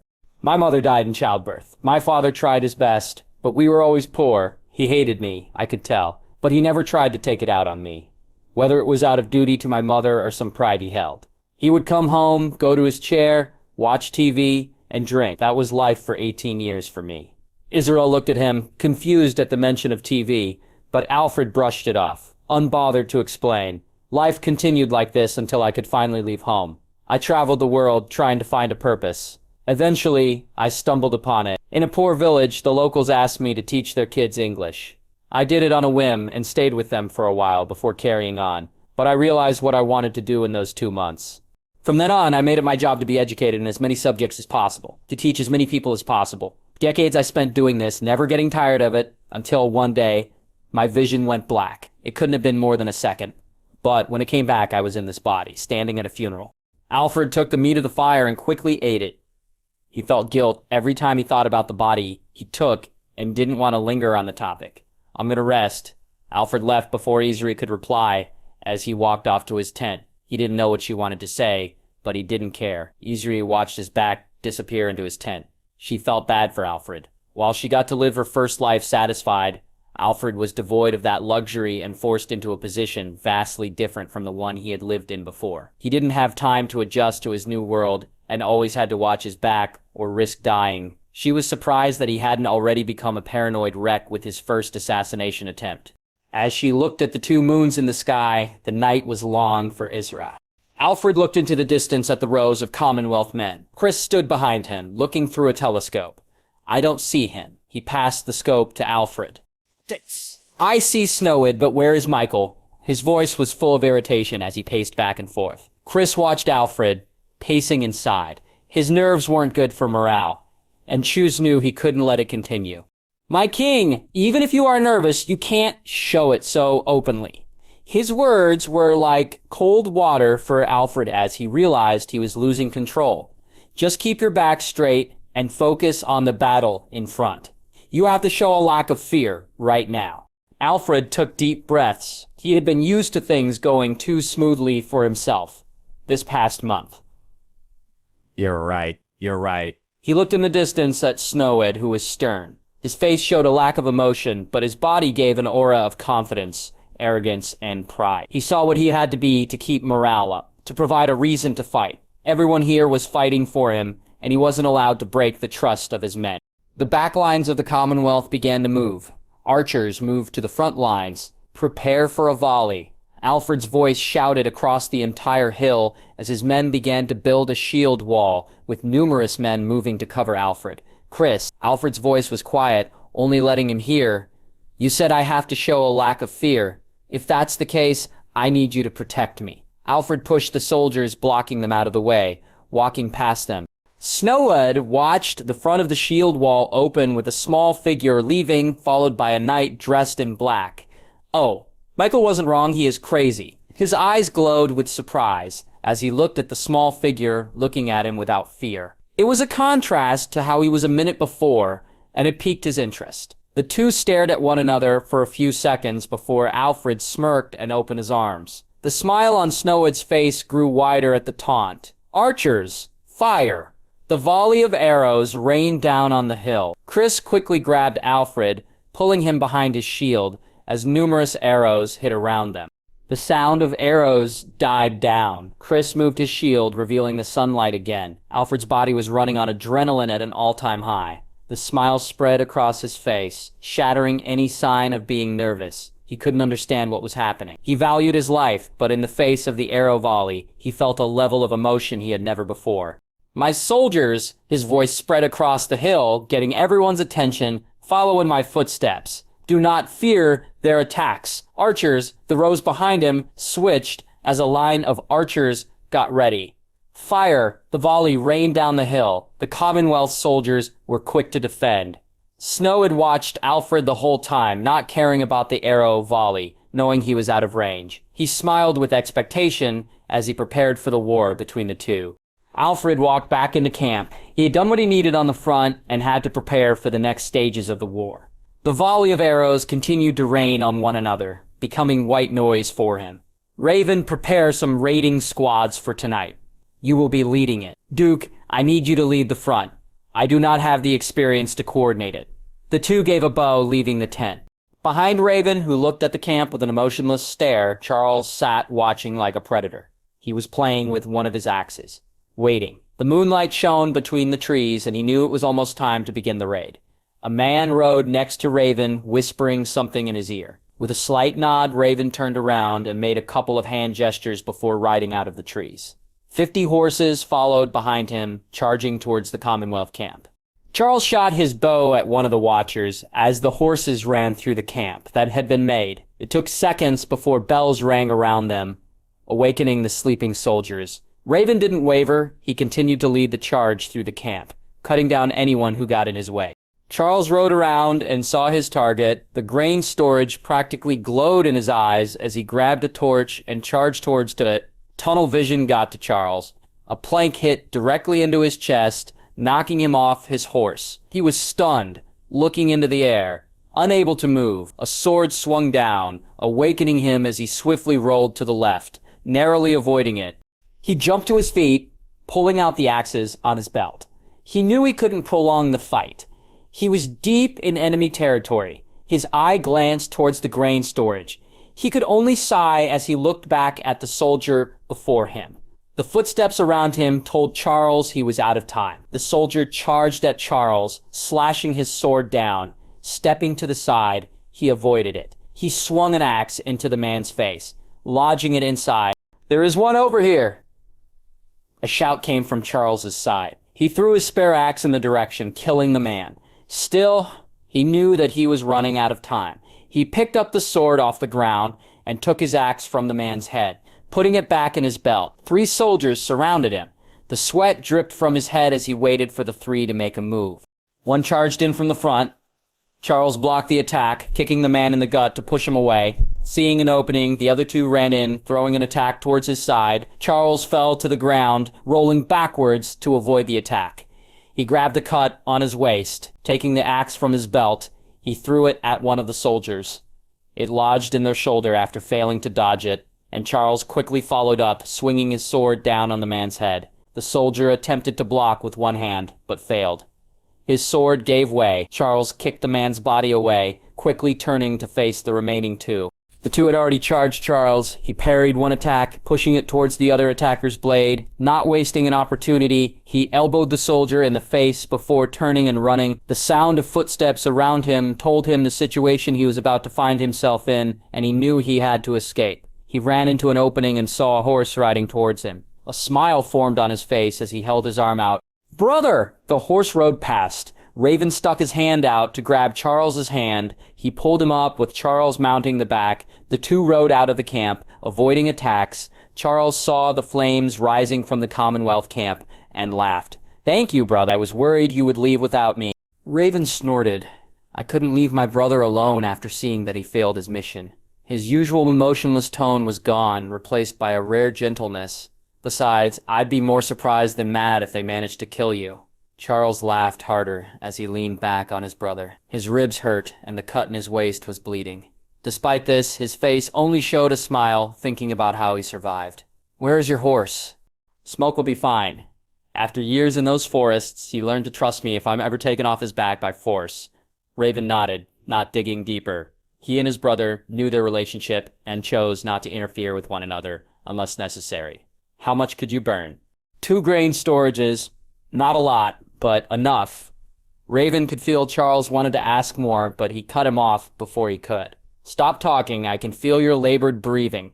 Charles shut up and watched the fires rise high in the background. Snow's fist slammed into the table. Those around him flinched. The bloodlust from his body right now made everyone gulp. 2 grain storage facilities. And we only killed 5. Those outside his tent could hear his roaring voice. "Get me those we captured, and send a rider to Michael to hurry him up." Those around him quickly bowed, leaving Snowwood alone in his tent with one knight. "We have to attack. If we don't retaliate, the kingdom will get suspicious." The knight spoke without care for Snowwood's current state. Despite the lack of respect in the man's voice, the king took a deep breath, calming himself. "Don't worry, I have a plan for tomorrow." His face contorted into a cruel smile, making him look like a demon. The knight's returning smile was a stark contrast, looking innocent. "We have movement from the Commonwealth's camp." William walked into Alfred's tent as he ate his meal. "There is a problem, however." Alfred put down his spoon, quickly following behind William as he led him to the front. The Commonwealth troops marched slowly up the hill, a row of cavalry watching them from behind. Despite the slow advance, his soldier refused to fire their bows. Nailed to planks of wood, 4 kingdom soldiers screamed in pain as the Commonwealth soldiers marched behind them. Alfred squinted his eyes in displeasure. His soldiers didn't know what to do, refusing to follow the orders to shoot. "Give me that."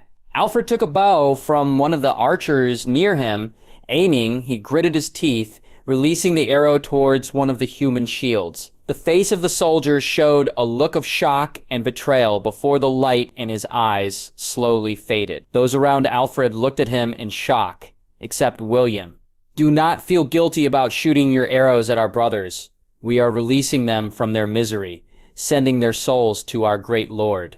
Everyone's reaction told him he needed one more push. "Look, our great Lord's soul is happily receiving their souls. Do not fear, for he will understand that you are not murdering your people, but relieving them of a prolonged death." The people looked at one another but steeled themselves. Believing their actions were fine, they had heard stories about Alfred being resurrected. They wanted to believe in his connection with divinity to justify their actions. William looked around the soldiers and gave a satisfied smile. He could have forced them to kill their people, but he knew it would be a hit to morale. Alfred's way out for them was necessary to remove the guilt. Snowwood looked at the dead soldier. He knew that his plan had failed. "All soldiers, charge!" His call broke the orderly line as they ran up the hill. The kingdom's soldiers quickly prepared for the charge, holding their lances. Alfred stood at the front, with Chris by his side. He stared Snowwood down as his beast-like appearance led his men into battle. 20 meters. 10 meters. 5 meters. His heart raced as time seemed to slow. He broke into a smile, unable to contain it, as his first taste of battle quickly approached. Bang! The sound of an explosion spread as the two forces collided. Alfred stabbed his sword through the shield wall, stabbing into a Commonwealth soldier in front. He felt the weight of the body on his blade. The excitement inside grew as the reality of war became real for him. "Chris!" His young voice shouted as the sound of men roaring drowned him out. "Where is Snowwood?" Chris scanned the battlefield, pointing into the distance. Alfred backed up and jumped. He saw Snowwood with a long broadsword easily destroying the people blocking him. His eyes widened, seeing the shield wall slowly crumble under the might of Snowwood. "Chris! Deal with him. Protect the right." Alfred saw the conflict on his face, knowing he wished to stay and protect Alfred. It annoyed him. "Are you ignoring my orders? If he breaks through the right, I may die anyway. Go." Chris gritted his teeth but nodded, running off. Snowy laughed as he swung his sword down once again. The soldiers before him held fear in their eyes, looking at the monster before them. Once again, he swung his sword, pushed away by a black shield. His eyes widened before curling into a cruel smile. "The shadow of the Ammar kings. I'm honored." His mocking tone held a deep desire to fight. Chris's face still held a stern look. Despite this, a small sliver of respect could be found in his eyes for Snowweed as a warrior. Snowwood swung his great sword downwards. Chris slightly jumped back, avoiding the blow. His eyes widened as Snowwood swung back up. His inhuman strength had caught him off guard. He kicked the floor, throwing himself back. A shallow wound spread across his chest. Chris got to his feet and moved back into position, touching his wound, the crimson blood dyeing his hand red. Snowwood's lips curled up in pleasure. "You're not bad, Shadow." Snowwood held his sword to his side as Chris charged in.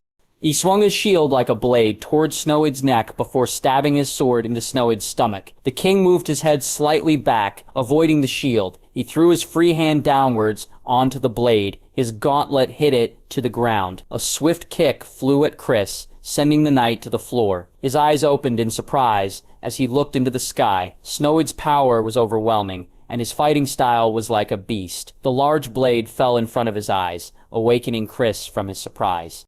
Quickly, he rolled to the side as the sword cleaved into the ground. Chris threw himself to his feet again. His eyes betrayed his face, fear slowly filling them. Snowid attacked again, not taking a breath. His shield slammed the blade into the ground. It gave him time to breathe. Moving slightly back, despite this, he knew that he couldn't retreat. He had to hold the line until the Commonwealth chose to retreat. Kid. A powerful voice came from behind Chris. William stood there in silver armor, broadsword in hand. Move! He pushed Chris to the side, stepping towards Snowid. The battle around them seemed to steer clear from the two, as their aura warped the air around them. Snowid's eyes turned serious as he watched the old Duke calmly walk forward. The greatsword fell to Snowid's side again. He reached out to grab William with his left hand. William didn't back down. He charged forward, charging his shoulder into the man's chest, causing him to lose his balance. William took his chance.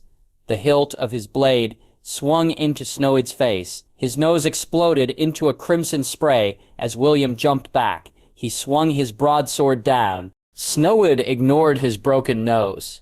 With one hand, he swung the greatsword up to intercept the attack. His veins bulged as his eyes turned bloodshot. William looked surprised as the swords collided, pushing him back for the sheer weight. An animalistic scream escaped Snowid's mouth. He kicked into William's chest, pouncing backwards as he retreated behind his men. His breathing was labored, and his arms shook. It had taken everything to block the attack, and he knew he couldn't fight properly. The soldiers around saw their king retreat as morale quickly plummeted. A frenzied charge down the hill began. "Hold your positions, William!" Didn't order a chase. Seeing the rows of cavalry in the distance, the eager men held their positions, watching the fleeing men. But archer fire rained down on them. William looked at his hands. They were numb from the hit. It felt like a hit from a bear, not a human. His chest armor had a small dent from the kick, reinforcing this belief. Despite that, he was satisfied with the outcome. Alfred looked at the two moons in the sky. He had been unable to sleep since the battle. "You should sleep."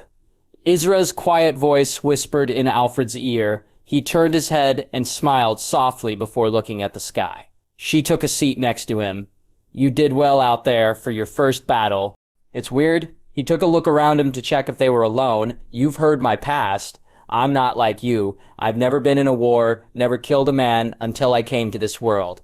But this whole war has me feeling excited. There is a nervousness inside me, but these feelings crush it." Isra couldn't understand Alfred's problem. Some feeling alone awoke in people after they experienced something for the first time. She didn't think it was weird for him. She was the same. She feared going to battle until she did it for the first time. Don't think too deeply about it. It helps you, so use it. Would you rather be a nervous wreck or excited for battle? "I get what you're saying, but this isn't me. I'm not a battle junkie. I don't wish to kill." Isra gave a soft nod in response. "So, Michael has finally arrived." Snowid smiled as he waved the scout away. Conrad, the knight, with an angelic smile, walked into the tent. "I need you to keep watch of the kingdom's camp. Any movement inside of it, report back to me right away." Conrad bowed, leaving the tent. 2 days passed. The situation in the Commonwealth camp hadn't changed. The air around the soldiers was relaxed. Chris sat with bandages around his chest. He tried to stand to give his respect, but was quickly stopped by Alfred. "How are your injuries?" "They look worse than they are. Don't worry, Your Highness." He gave a quick chuckle before groaning in pain, grabbing his chest and betraying his words. "The Commonwealth hasn't made a move yet. It's suspicious. We sent a raid yesterday, and although it can be seen as a failure, there was no reaction." He sighed, grabbing his head. "I don't know what's happening. I can't see a way to break the stalemate without taking a massive risk. We've had scouts sent out to inspect the surroundings, but I don't know anymore." His voice was tired. Chris looked at Alfred with sympathy. He was the supreme commander of the battlefield, and every decision he made had to be correct. He could see that Alfred no longer had the confidence he had at the start of the war. Chris chose to remain silent, knowing it was dangerous. He feared anything he said might influence Alfred's choice. The situation wasn't bad. They still had the advantage, all Chris could think. Just remember, my king, you can't let them see you like this. Ah, no, Chris, don't worry. My king, you have to come. Quick.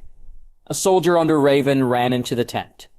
His panicked appearance put life into Alfred. The soldier turned quickly as they jogged away, forcing Alfred to leave. Alfred was led across the camp. The smell became worse as they entered the treatment area. Littered around Alfred were people who could hardly be classed as alive. Groans of agony cried out towards him. His mind raced as his eyes darted back and forth between the different patients. He couldn't let his surroundings get to him. He showed a stern face, only betrayed by the bead of sweat rolling down his face. He's there, my king. The soldier pointed into an area that had been hastily separated by a cloth. Soldiers stood outside, guarding. Alfred nodded, walking into the tent. Raven and William stood above a scout, covered in blood. The two gave a quick bow. Alfred nodded at them before pointing at the body, wanting to understand. He died shortly after arriving. We tried to keep him alive until you arrived. Raven broke as Alfred knelt next to the body. He came from the forest. The northern forest? Alfred shot the question, receiving weak nods. His eyes opened wide as he paced back and forth, hand covering his mouth. I knew it. His current appearance betrayed how he looked with Chris, his eyes glowing like a madman. Did he tell you how large the force was? Between 100 and 300, he was quickly identified when attempting to calculate the magnitude of the force. He did say something interesting, however. William and Raven smiled. I spotted Prince Michael. The words repeated in Alfred's head. He broke into a wide smile. Snowed. You sneaky bastard. He gave a small chuckle. He stood in silence, thinking about the next step. The two didn't interrupt him. I have a plan. It's risky, but it is better than being surrounded. They became interested as they moved closer to Alfred, who spoke hushedly. I need 50 men, preferably those who understand the forest. They also need to be good at archery and be able to move quickly. Snowid obviously will see the movement in our camp and charge the hill. William, I will hand over control to you here. You are the only one qualified enough to take charge. Forgive me, but you can't be thinking about engaging them with only 50 men. That's suicide, my king. Raven raised his voice, getting 2 threatening stares from the two. He quickly fixed himself, realizing his mistake. They had no idea who was listening right now. There won't be a pitched battle, but I'm the only one who can understand my plan. I need your trust for this, and I need to be able to trust you here. His voice was full of power and confidence. William and Raven looked at one another, giving knowing looks. We understand. I will round up the men for you. Give me an hour, Raven answered, for the two before slipping out of the tent.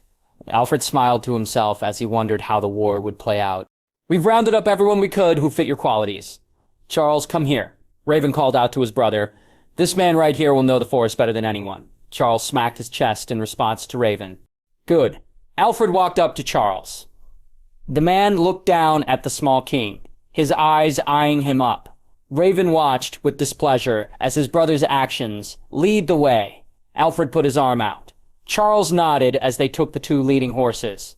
William couldn't help but sigh at losing 50 horses for his coming battle, but he knew he had to trust Alfred. There's movement, my king. Norid's words made Snowid break into a smile. Good. Get the men ready for tomorrow. Fucking hell! Charles twisted the man's neck and threw him to the floor. He dragged it away to a hole in the wall not far from the camp. Clearing up any traces of his presence, he cut his hand, dropping some blood before giving a small whistle. Slowly, he backed up, creating a new set of footprints heading towards the camp. From the cave, a large gray wolf came out with sharp eyes. It smelled the corpse before silently dragging its meal back into its den.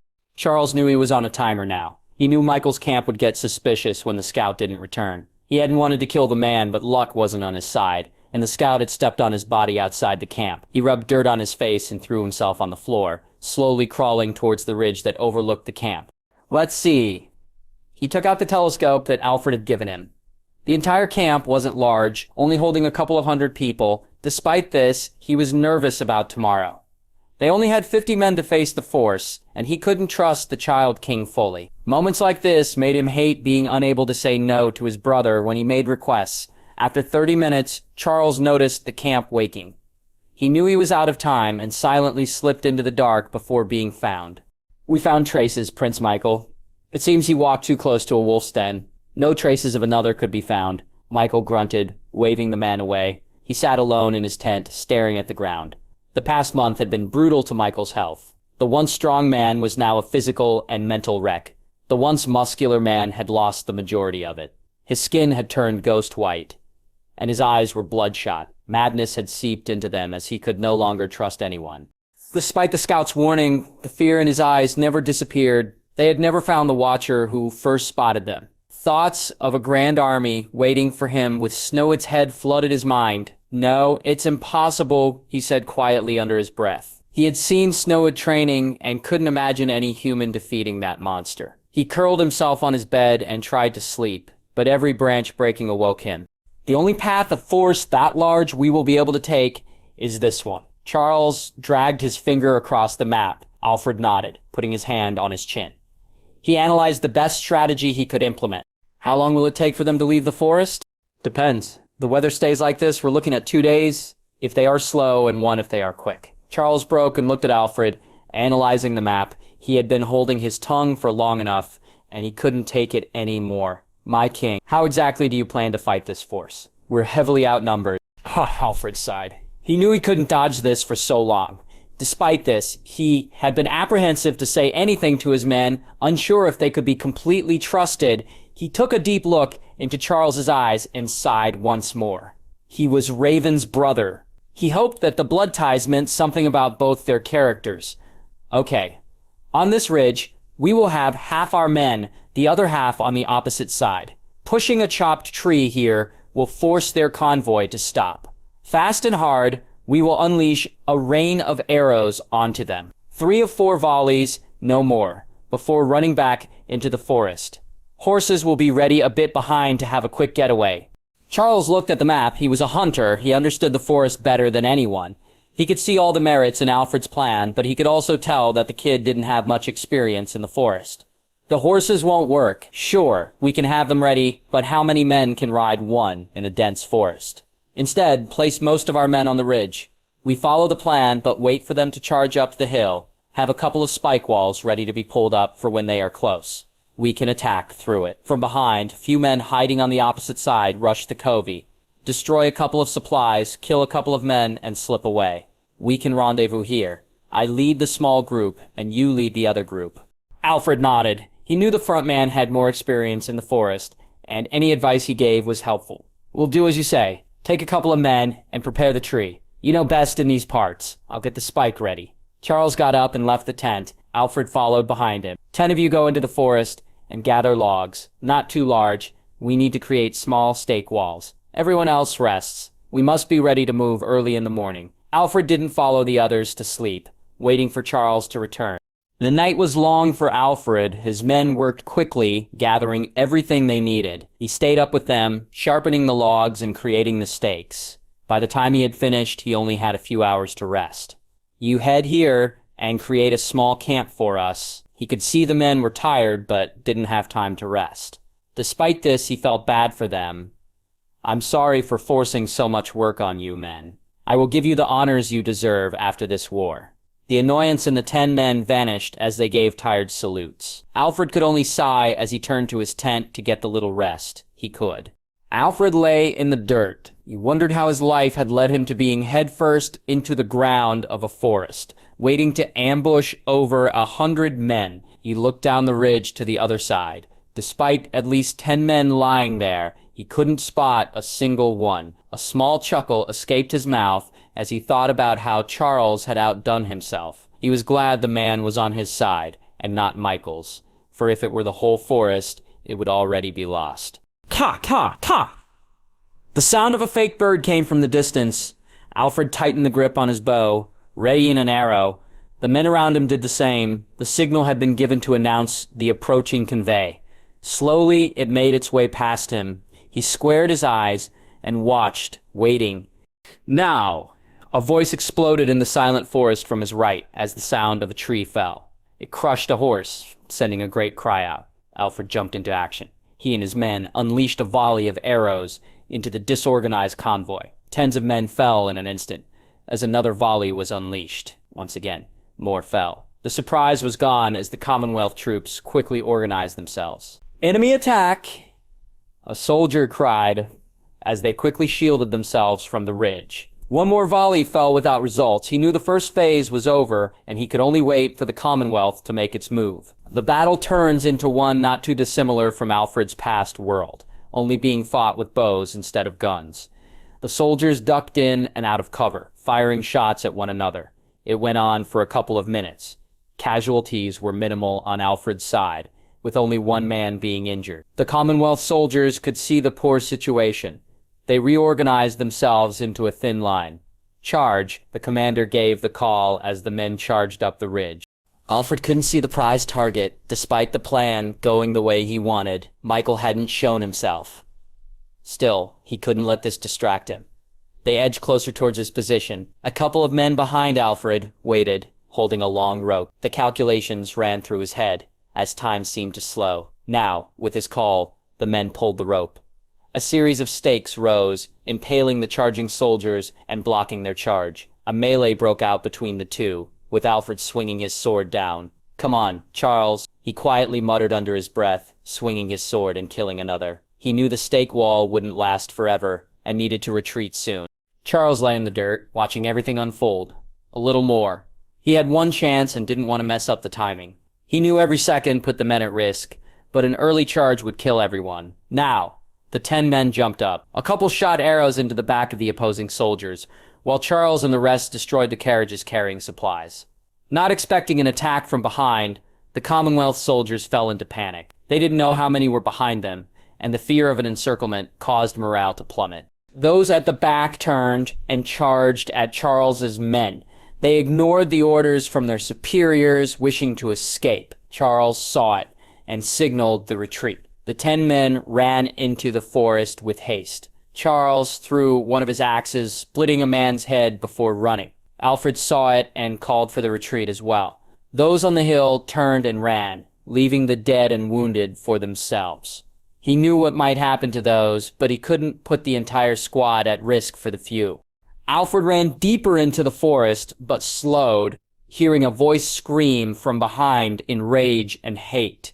"Alfred, you demon Spaduan, I should have killed you as a child and saved the world from your evil. You will lead us all to betray Saul in the end, you devil." Michael's hysterical scream erupted throughout the forest as he fell to his knees, clutching his head.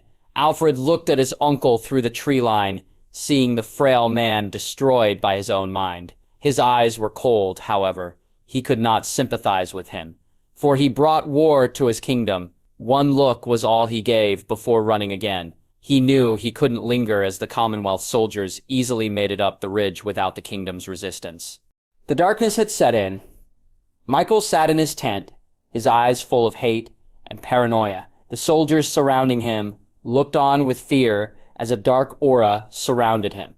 35 men, he kept muttering to himself before breaking into hysterical laughter. "You're all useless, unable to kill that thing even when he presented himself to us." He broke into laughter again. The soldiers around clenched their fists, unable to act. Despite Michael's now small frame, he still gave off the aura of a seasoned warrior. "Not only that, he killed most of our men. Fucking useless, all of you. Those who died more so. Prince, I can't allow you to insult those who died." A brave soldier spoke up, unable to take the humiliation anymore. Michael shot him a glare that pierced the soul. "Silence. Do you understand the situation?" He stood up, putting himself into the face of the soldier who spoke. "We have failed. We don't have the resources to complete the encirclement on the hill.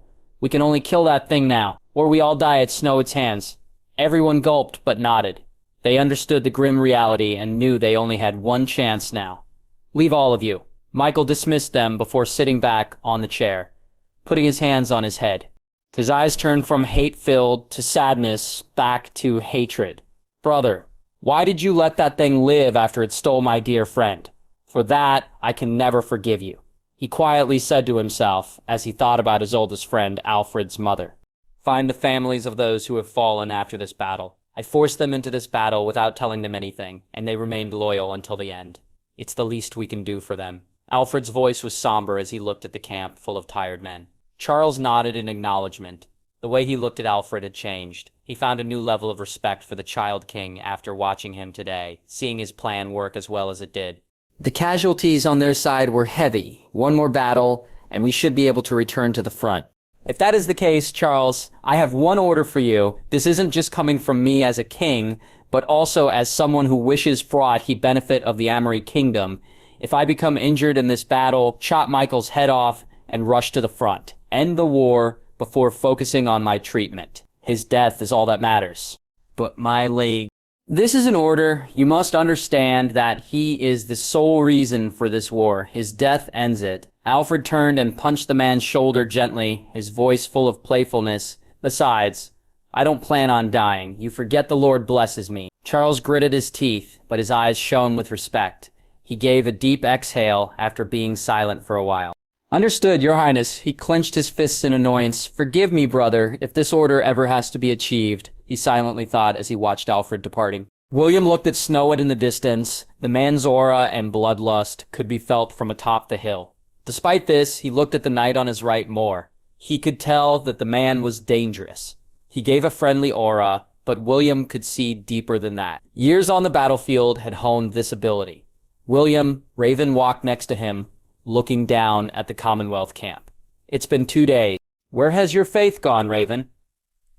"Snowit hasn't become serious because whatever he's waiting for hasn't happened yet. Trust our king the same way he has trusted us."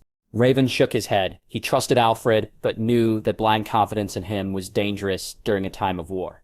That knight is always by his side. "Should we send him to check the situation? He's injured, but it's healed enough." William thought for a minute.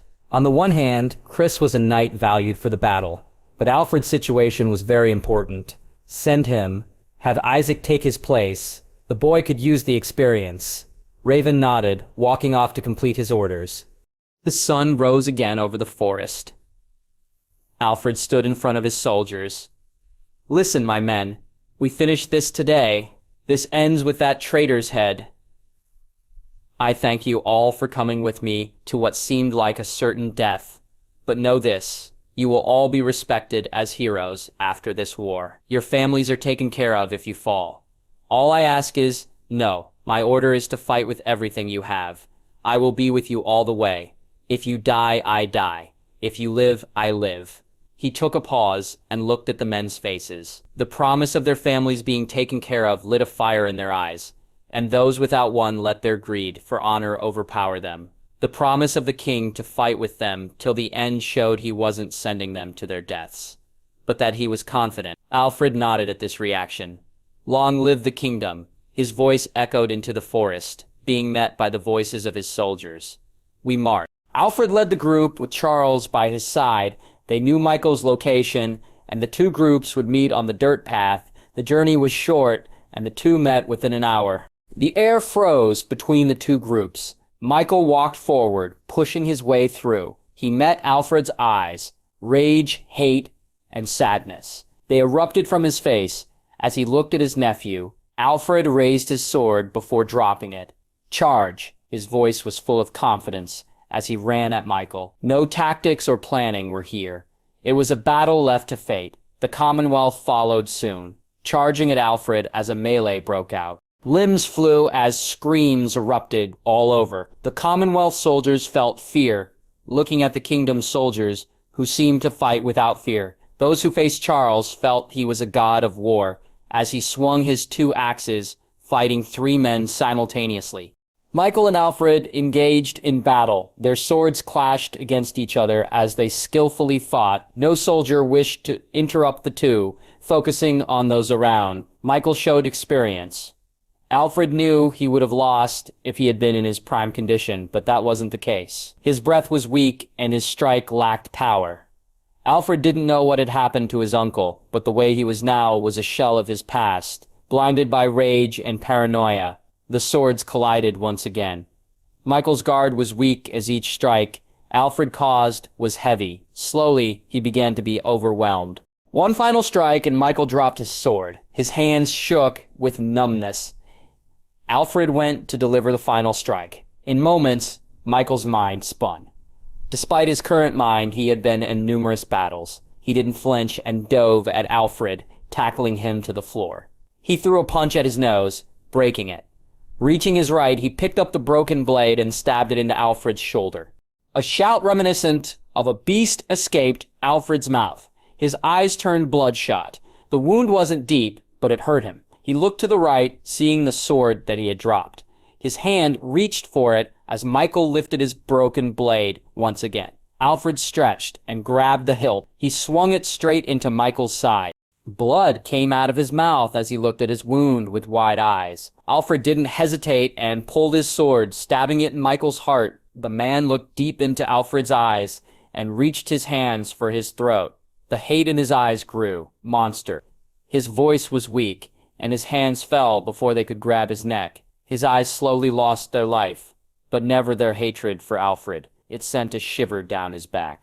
Alfred kicked Michael's body off him. Prince Michael is dead. Drop your weapons. The war is lost. He shouted, stopping the conflict that erupted around him. The Commonwealth soldiers hesitated before dropping their swords. The will to fight had disappeared. Charles saw the wound on Alfred's body and ran over to him.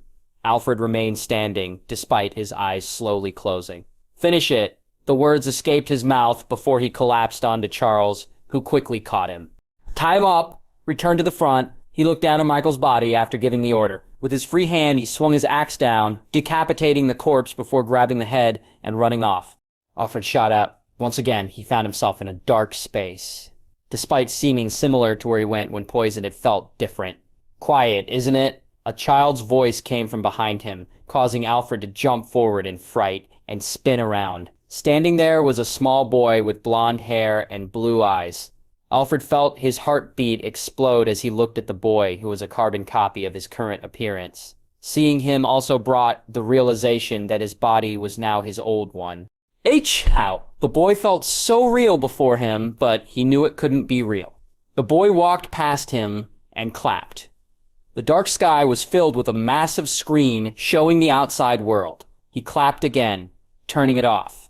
Once more he clapped, and bookshelves fell from the abyss above. Alfred found himself in an endless library with 2 chairs in front of them and a table holding drinks. The small boy took a seat and asked Alfred to join him. The boy slowly sipped his drink, his emotionless eyes turning to one of delight. Before Alfred could talk, the boy lifted a finger to stop him, finishing his drink. With one last gulp, he licked his lips and put his cup down. Turning to Alfred again, "This is our mind, my new home." The boy's eyes were emotionless, but Alfred could sense a hint of sadness in his voice. I'm sorry. His voice broke, and his head fell. He couldn't even look at the young boy before him, finally realizing who he was. A tense silence lingered between the two for a few minutes, with Alfred refusing to look up. He gave a deep exhale before carrying on. "I hate you. You took everything from me, leaving me in your mind to simply watch, but never act." Alfred's fists clenched as he felt drops fall from his eyes. Despite everything, he had always wondered what happened to the young boy whose body he took. It was his main source of guilt. Despite this, the boy's next words shocked him. "However, I forgive you. We are the same. We share each other's memories and personalities. And I know you didn't wish for this to happen. You were forced into a shitty situation and stripped of the world you knew." The boy waved his hand, and a book flew onto the table. "Your memories, I found solace in them. Every day I felt both of us slowly becoming similar, and I'm sure you must have noticed some strangeness in your emotions." Alfred thought and nodded. He felt excitement in crisis and battle, which didn't make sense. "Although your personality overpowers, when my emotions skyrocket, you become affected." Alfred finally looked up at the young boy's face. Gone were his emotionless eyes, instead replaced with sympathy. Alfred felt his mouth shake as he forced the words out. "What do you want from me? Your body, freedom. I'll do anything." His words sounded like a desperate plea. Although the boy said he had forgiven him, he couldn't believe it and wished to make it up. The child's lips rose. His face was full of the playfulness of a child. "I don't want any of that anymore." He waved his hands, and multiple books fell to the table. Alfred read the titles of them. History of Rome, Abbasid history, Chinese history, history of Britain, Mongolian Empire. More and more books fell all around him, all with similar titles. No, I want to see the greatest empire created, one to rival the greats from your world. I want my Rome, my China, my Britain. If you wish to absolve your sin, create for me the greatest empire the world no universe has ever seen. The boy jumped up and spread his arms, his eyes glowing as he spoke. It was a childlike dream that suited someone of his age. Alfred felt his lips curl, trying to hold his laugh. The young boy smiled at Alfred's reaction. He was no longer a child, but a mix of both himself and the old man before him. He carried on with words that didn't belong to a child. You understand what must be done to achieve what I want. All the blood you must spill, the lies you will have to tell, the destruction you must inflict on others. Alfred's smile fell as he nodded before quickly returning to a smirk. Then you must understand that your empire will crumble. The young boy responded with a deep laugh, wiping tears from his eyes. Of course. But if you wish for the peace you seek from me, do what I say. I don't care if you become Nero and live in infamy, Alexander and conquer the world, or Mehmed and destroy the relics of the past. Simply create one. Do it, whether it's a blessing or a curse for the world. Alfred clenched his fist. The task he had been asked was monumental. Something that would destroy the entire balance of the world. Despite this, his guilt for what he had done to the boy, locking him in his own body, unable to control it, was what would destroy him if he didn't complete the task, never letting him die in peace. Even if the child in front of him said he forgave him, he could feel his emotions and know that it wasn't entirely truthful, only said out of pity. If that's what you wish, I'll make your name and family one the world can never forget. By any means, I will create what you want and erect a city worthy of this empire. His words, filled with resolve, brought a soft smile from the boy as his eyes began to imagine the future where the world would remember him for millennia. It was a task given to Alfred, created from his childish wishes, but he hoped that Alfred would create it. Slowly, he felt his eyes grow heavy as his head spun. It seems you are about to awaken. The voice became more quiet as Alfred slowly slipped into a sleep. Remember, be ruthless. Conquer, destroy, and create an empire worthy of my great name. The childish words of the boy almost sounded like a whisper as Alfred drifted off to sleep, but the amount of pride held in them caused one more smirk to appear on his lips. Alfred awoke. The forest behind him moved quickly past as the wind blew in his ears. So be it, he whispered under his breath, watching the forest race past him, not forgetting the words told to him by the young boy. Charles saw a horse racing towards him in the distance. His eyes narrowed, but seeing the kingdom's flag on it caused him to slow down. "Who are you?" he shouted at the lone rider wearing black armor. Alfred weakly turned his head, wincing a little. Chris? His voice was weak. He signaled for Charles to help him down. Worry spread on Chris's face. Seeing Alfred's wound, he ran over to check it. "What happened?" He glared at Charles, who stared back at him, not budging an inch. "Calm down, Chris. We won."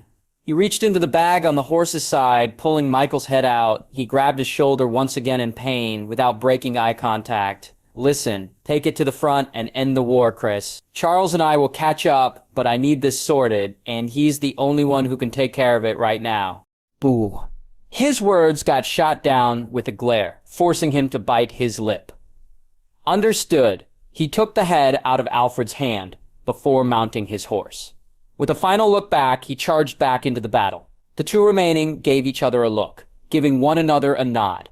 Charles rummaged in his bag, grabbing a bottle of black powder and a bandage. Going into another bag, he took a bundle of sticks out and quickly made a fire with them. Lying Alfred on the ground, Charles poured the bottle of powder into Alfred's wound, causing him to flinch. He put his knife into the fire. Heating it, he put a rag into Alfred's mouth. "Ready?" Charles asked in a stern voice, getting a nod in reply. He stuck the knife over the wound as the smell of burning flesh began to fill the air. Alfred groaned in pain as his limbs kicked up into the air. Charles quickly held his legs and arms in place as he pushed the knife harder into the wound, cauterizing it.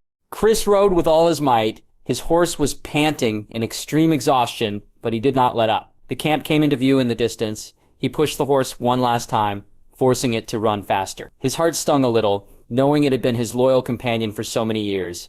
But he couldn't disregard Alfred's orders, especially those crucial to the war. The guards saw his horse coming from a distance and got ready to intercept, but waving the kingdom's flag caused them to stand down as he rode straight through the camp, jumping off his horse, which collapsed in exhaustion. "I'm sorry, rest now." He gently tapped its head and whispered before running off to William and Raven. Pushing soldiers away, he ran through the camp, his wound reopening, bleeding through his armor. "Duke, Marquise, I have returned." His shout turned the heads of everyone in the tent, staring at the kneeling man in black with a bag in his hand. Chris threw the bag towards them, not getting up. Michael's head rolled out of the bag, causing smiles to appear on everyone's faces. Raven, however, quickly lost it, turning back to Chris. "Where is he?" His voice was full of worry. "Getting emergency treatment for a shoulder wound." His orders, however, were to end the war. Chris stood back up. "Duke, you here have supreme command without His Highness present." William nodded, bending over and picking up Michael's head. "Prepare my horse." "Your Majesty," movement from the kingdom's camp. A Commonwealth soldier knelt in front of Snowid. They hold a white flag and banner of soul. Snowid slumped in his chair, grabbing his head. Rage seeped out of his body as his free hand grabbed his chair, cracking it. That shitty bastard. Fucking worthless. He stood up, glaring at Conrad by side. "Get the priest." He walked out of his tent towards the front, seeing William riding towards him, full of arrogance and a frail priest at his side. Snowid walked unarmed towards them as the two sides watched on with intrigue. "What is it, Duke?" Despite already understanding the situation, Snowid walked forward calmly, his pride fully displayed, the rage he had just shown having vanished. William sneered and reached into his bag at the side. He took Michael's head by the hair and threw it at Snowid's feet, causing veins to bulge on his head. "Reparations." His smile was smug, and his eyes were full of greed, looking at Snowid like a pile of gold. Snowid looked down at Michael's head. In anger, he brought his foot down onto it, crushing the head and bloodying his foot. The priest's face went green as he silently prayed to calm himself. "I don't see the kid anywhere. Don't tell me he died. Your concern is appreciated, but he felt it was not worth meeting you." He didn't wish to sully his noble eyes. Sparks erupted between the two as the air warped again, threatening a fight. The tension in the air spread to the two opposing forces, who gripped their weapons, waiting for the order. "Ha ha ha!" Snowid erupted into laughter, which caused William to do the same. The previous tension evaporated as the two laughed like good friends, confusing everyone. Behind Snowid, Conrad arrived with a fat priest holding papers. "You're a funny bastard, William." Snowid snatched the papers from the priest and quickly stamped his seal on them, followed by the fat priest. He threw them over as the frail man quickly followed. "I'll send you 100 gold within the next month. Under the light of Sol, I shall not break this promise." Snowid quickly turned around, unwilling to engage any more. "May his holy light bless you." William gave a quick religious bow towards Snowid before riding back up the hill. He didn't bother negotiating for more money with Snowid, not wanting to cause unnecessary fights between the two nations anymore. Despite Snowid being his enemy, William still respected him to a high degree as a warrior.